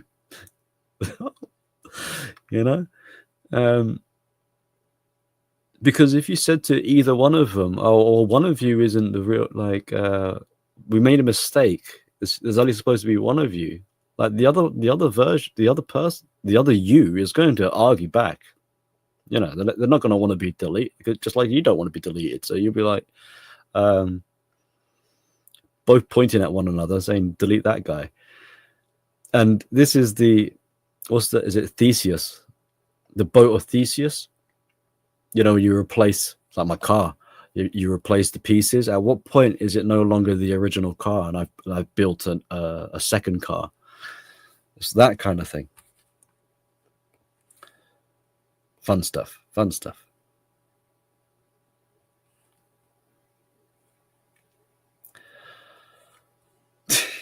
I'll just put this up here because it's funny, because you've become an insufferable twat. I thought it said twat, but twat is just the same. Well, see, this is as ludicrous as it is. It's true. This is what they're trying to do with the cows. They want to stop they want to, I don't know what they want to do. They want to mess with the cows to stop them blowing up, farting up the planet. So nothing is safe, You'll be taxed because of, I don't know, shadow pollution. Oh, you're casting a shadow, and because of that, we can't generate enough solar energy to run the country, so we can't have net zero, save the planet, blah, blah, blah, blah. So, aren't we all made of carbon? And you are wanting to have net zero. That doesn't make sense. And I mean, the more conspiracy is not the point. The point is there's like control and the other kind of aspects. So they need things to occupy people with. Here's something silly for you to busy you silly people. You need to be occupied with arguing about cow farts. That'll be funny. Yes. And while you're busy debating the logistics, the pragmatics, the scientific aspects, while you're all having these conversations about that, we're going to impose digital ID on you and get that rolling, behind your back. So it's kind of like a distraction. And so, so anything, even if it's silly, in some ways, the more silly it is, probably the more irate and more talking, generating distraction it produces. Because then you'll be arguing about like, this is, how, like, you start talking about, are they crazy? This must be stupid. This must be crazy. There must be some sort of,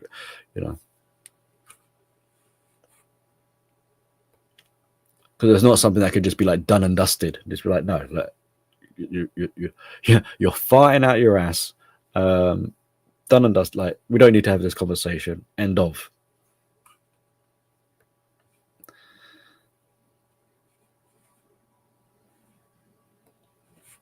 Here we go. Yeah, CJ. We'll get you on the panel. We can talk about this.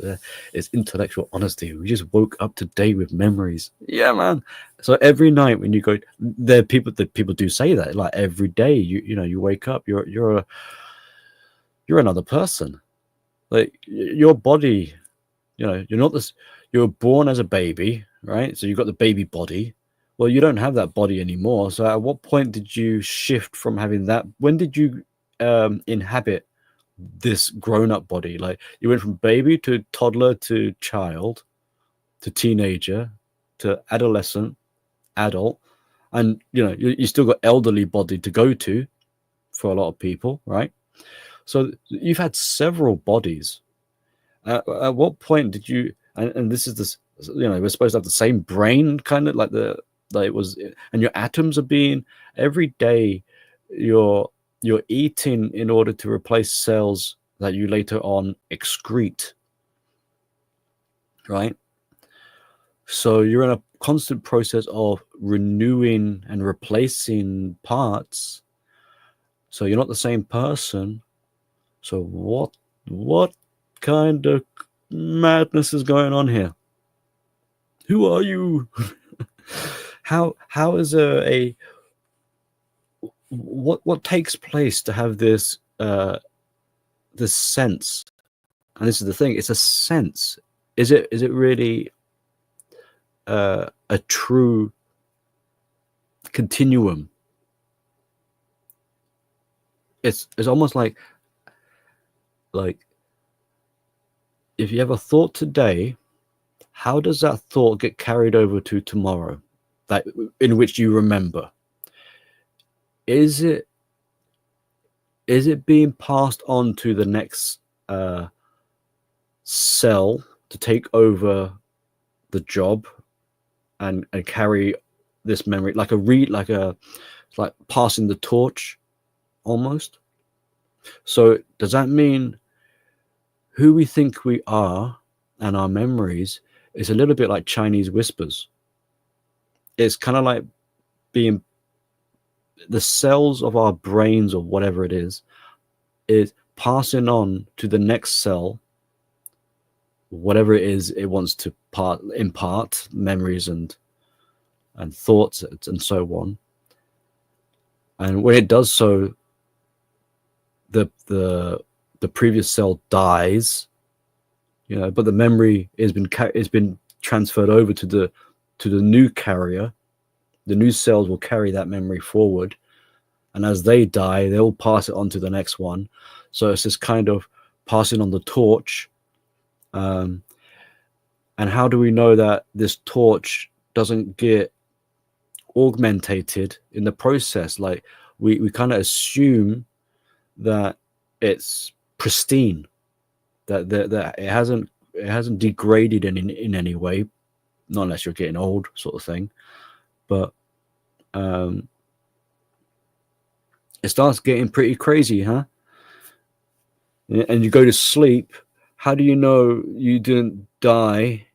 And now you're, I mean, some apart from like the medical, what's that thing when you stop breathing temporarily? Begins with A, I think. But listen, like you go to bed, you wake up the next day. Are you like? How do you know that? Like you could be a different. I don't know. People are gonna be like existential crisis after this stream. Subject, object, experience. Subject, object, experience. Yes. Yes. Yes. As oof. Three little words and you cause so much trouble. CJ, like it sounds so innocent. It sounds so benign, but it's like, yeah, it's kind of like saying, yeah, it's all in your head, or maybe or on a floppy disk or something. I don't know. Pretty weird though, huh?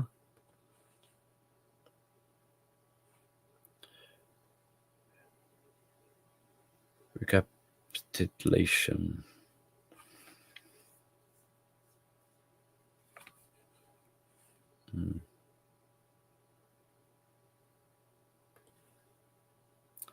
Yeah, that sums up, and most can't grasp it. And you know, you can see me sort of trying to grasp it. It's like mentally getting constipated. Anyway, we can. I think we've played with this sort of topic enough.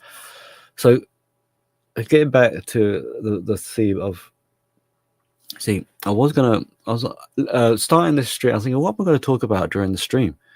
And I thought, well, I mean, I'm a narcissistic sort of channel. I'm sure there's going to be people who they might be having trouble with Christmas. They're still living with their narcissist. You know, they might have a couple of questions, or wanting some insight. How does Christmas work with the narcissism sort of thing? And I have done a Christmas and the narcissist.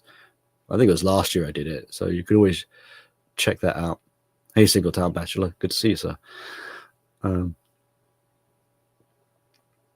But we haven't had that sort of. We haven't had anyone really talking about or asking about that, mentioning something like that. So I guess there wasn't really a need to cover it in this stream. I guess it's just a chill out and a catch up stream, really, most of all. If in actuality, apart from the actual narcissistic survivor community that I'm a moderator of, and it's getting close to 1.3 now, 1,000 members, so it's hard keeping them people in line, but and addressing their questions and moderating, because I'm, apart from the owner of the community, I'm pretty much the only moderator there. So it's quite a tool. That's another thing that was occupying a lot of my time. But apart from them, the only other sort of theme thing I've been hearing around this Christmas is a tone of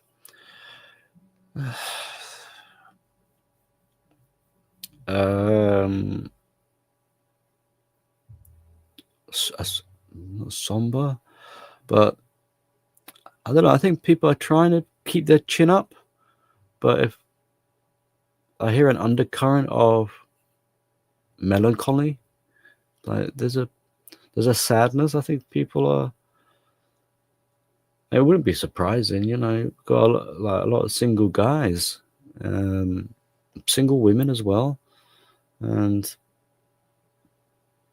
hearing about families getting together might upset, they feel a little left out or something like this. Maybe they're getting older and Christmas isn't the same. So for some people, it means like Christmas is it means different things to different people. And maybe with the comment like people are getting more neurotic and more they're having more struggles, it's getting harder for them to enjoy things like Christmas. If you're financially in trouble and then Christmas comes along, it's going to be a bit tricky to be yay about it. So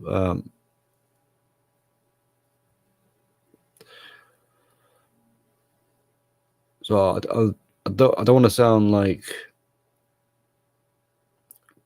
corny or preachy and be like, well, you should try and do something that makes you happy, and you should treat yourself, and because people know this stuff.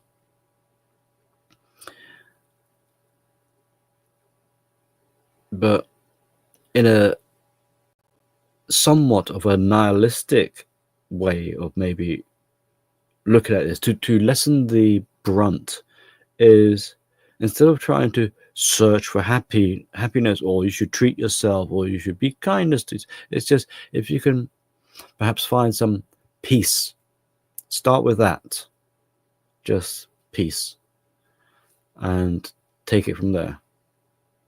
I think it makes it a little bit easier because peace can lead into contentment. Contentment can then lead into satisfaction. Satisfaction can then lead into gratitude, then can lead into appreciation, and sort of in a longer delayed gratification.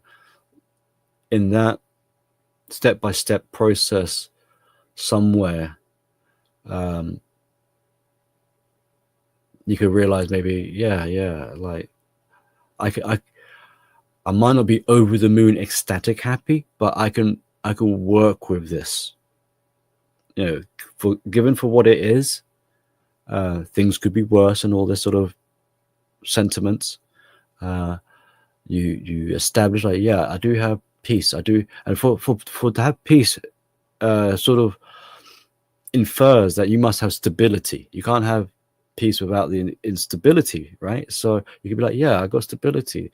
I'm not really in a survivalistic crisis way of paranoia that I thought I was, so I can relax, I can have peace, I can be content, I can not feel so pressured or imposed upon.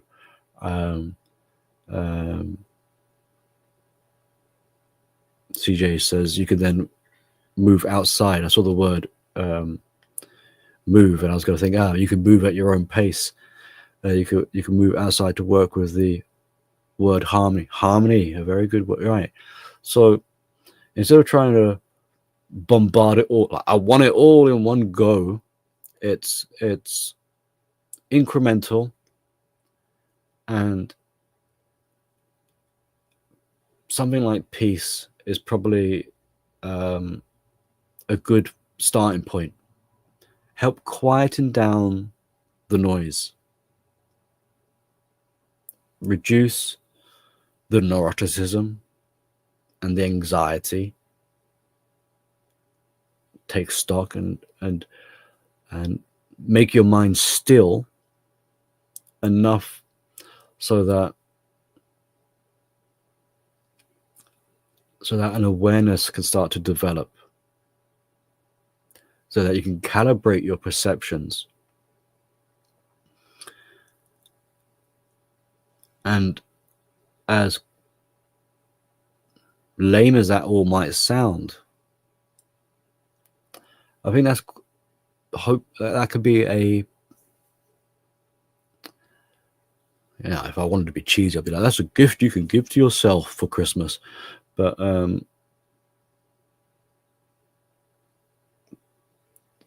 but it goes beyond just Christmas. You know, it goes into your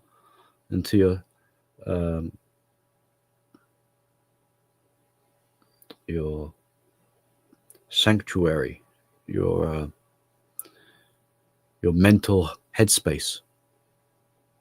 You know, it's kind of like detox. Cut out all the kerfuffle. And this is what I like to think nihilism is trying to teach people, which they miss the point a lot of the time. They just think, oh, nihilism, the end of the world, life is meaningless, what's the point of it all? That's not the point. The point is that there is no point. The point is that you're full of crap with all this woo-woo, wishy-washy stuff, and just detox it all, strip it all back, quieten your mind, you know, be still, be at peace. And that's what I think nihilism is trying to get you to move towards, so that it's like reset, you know. Go to sleep so that you can disassemble atomically, and then when you wake up, you'll be reassembled anew, and proceed from there. And with that, we can tie this leading up to the new year. Okay, so I'm sure a lot of people will want to think back on this year, how it's been, and some maybe want to set some goals for next year. And I'm pretty sure I said last New Year, I said like the word to carry the theme or whatever was like the word application. So I don't know if I want to repeat that and say, take the word application with you into the new year and apply yourself. But I'll say that for now as a reminder. If I think of a word in particular, I think, hey, this would be good to help inspire people. Then I'll leave it in the community tab or something like that. CJ writes liberation, or is that part of a sentence? Ultimately is to disintegrate identity. Disintegrate of identity is liberation. Yeah, well, that's what I was saying in part. Maybe it's not quite exactly what you're referring to, but you know, like before, like I don't like identity politics. Just a man is simple is all I need, really. Billy, I suppose, is another identity, but I don't need political identity. I don't need banners of virtue. I'm not going to wave a banner above my head. You know, I'm not going to live under a banner because that is putting myself down beneath it. So no banner required, really. But a disintegration of identity. Yes, CJ, thank you.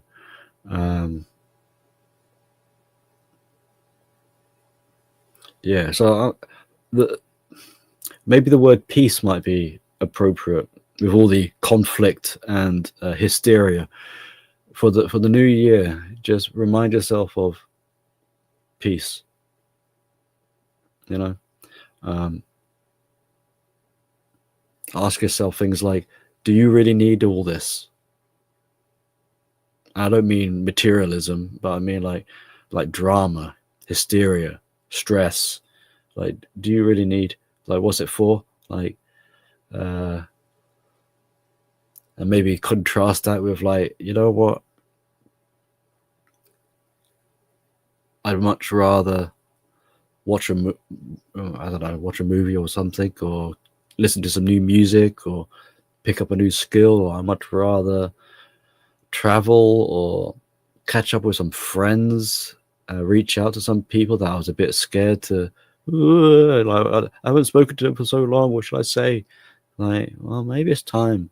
Maybe it's time you found some peace and get over this anxiety, because you're going to end up with regret, beating yourself up. Oh, I didn't call my cousin. I didn't call my brother. I didn't call my sister, or whoever it is. And now they died or something. And it's like, well, I don't want to kick you while you're down, but it's like, yeah, what were you doing? Oh, I was on YouTube trolling someone, telling them to stop looking at my pussy. It's like, what? So your conscience can't rest easy now for the rest of your life, maybe, because you got too distracted talking about talking smack talk. You know what I mean? Get some perspective, my man. Put some of this stuff to rest. Put some to peace or whatever. Okay, Lord Sus, you're here somewhere. I see someone talking about you. Dak is talking about you. Oh, there you are. Right. Peace comes from within. External will always be chaotic. Yeah. And this is the other kind of the way you smack yourself in the face, because it's not to take away from what you're saying there, Sauce, but it's like, yeah, we say, I do this as well. Like we say these things, and like someone listening will be like, yeah, I know it. I say it too. Yeah, we all know it. We all know this stuff. Like power and strength, it comes from within. Your locus of control is internal. Like, well, you might try and externalize it, but it ain't gonna work. You're gonna have problems. Blah blah blah blah. And it's like, yeah, you old man. I heard it all before. But then what happens? Years go by, and they go, you know what? I sound just like my dad. Now I'm telling other people to. They were telling me this for years, and I wasn't listening. And then one day it hit me. Now I'm telling people same thing. There's that kind of, yeah. That's how it is. Because when they're young, they know it all. Like, you can't tell them anything. Or when they're pig-headed, like, or stubborn, arrogant, like, you can't tell them anything. Even if you're so on the nose and simplistic and just, you spell it out for them, you're beating them around the head with it. It's only gonna be internalized, well, when they're ready, when they want to, and when they understand, when they're capable of handling that information or insight, then they will click, and then they'll feel really stupid and be like, oh yeah, he did say peace comes from within. Now it makes sense suddenly. Duh. yeah, well done. Yeah, Sauce. It's like plenty. It's like, man, Eureka. But how would you say it? Thou shalt not shame them, even though we will, or ridicule them. We will embrace and be like, there we are. I see you now, kind of thing. I mean, even that they won't quite understand, but it's like, yeah, it's like with parents and kids, it's like, when you see them, that elusive soul we were talking, what defines a soul? What is it the AI is trying to manufacture? Conspiracy time. Maybe they'll go after the children, because that moment when the children kind of blossoms, and it's like, I see that whatever it is, your personality, I see it now taking shape. I see you becoming your own person. I see you individuating. I see the outline of who your soul is, or what your soul is. And it's like that when people take the red pill, for example. Well, kind of. I won't say. when people are on that kind of wavelength with it, which is like when you see a like-minded person, it's like, yeah, they get it, they understand. They've done some soul searching, they've done some deep diving or whatever. They've suffered trauma.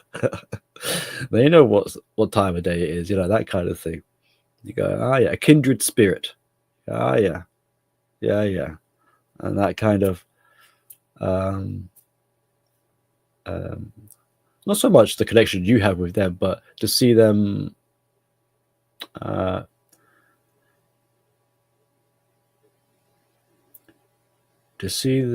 move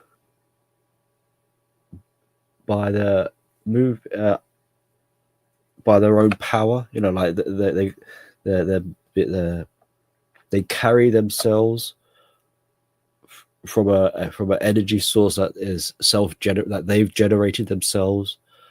Then it's quite a nice thing to see someone, living their life. So we're gonna wrap it up, I think. Nearly 2.5 hours. And it's been a great pleasure talking with you, and for you listening, I really appreciate that. Thank you. Hope you found the stream enjoyable, and yeah, I hope to be trying to get back into a somewhat well, no, I don't want to say regular, but it'll be sporadic, but topic related streams,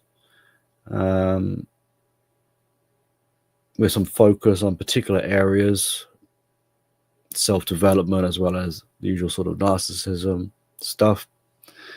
Maybe we'll venture out into some other kind of disorders like borderline and psychopathy. So then we can talk about things like dark triad, like how they can interrelate with one another. And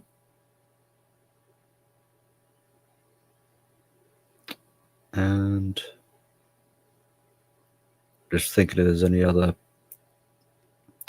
sort of points of like notification to share. No, I think that's about it. Really, we'll just take it as it comes. Get myself set up for in the new year. I haven't really given it much thought, but I know that there's coming. So this is my kid's last year in primary school. So school-wise, it's going to be quite chaotic, ramped up, whatever, like eventful. There's going to be a lot of things happening in terms of my kid's school.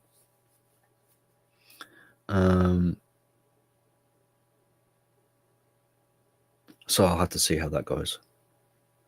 But Merry Christmas and thank you. I hope you have a good one, and I hope you have a good Happy New Year as well. And peace out, everyone. Thank you for coming.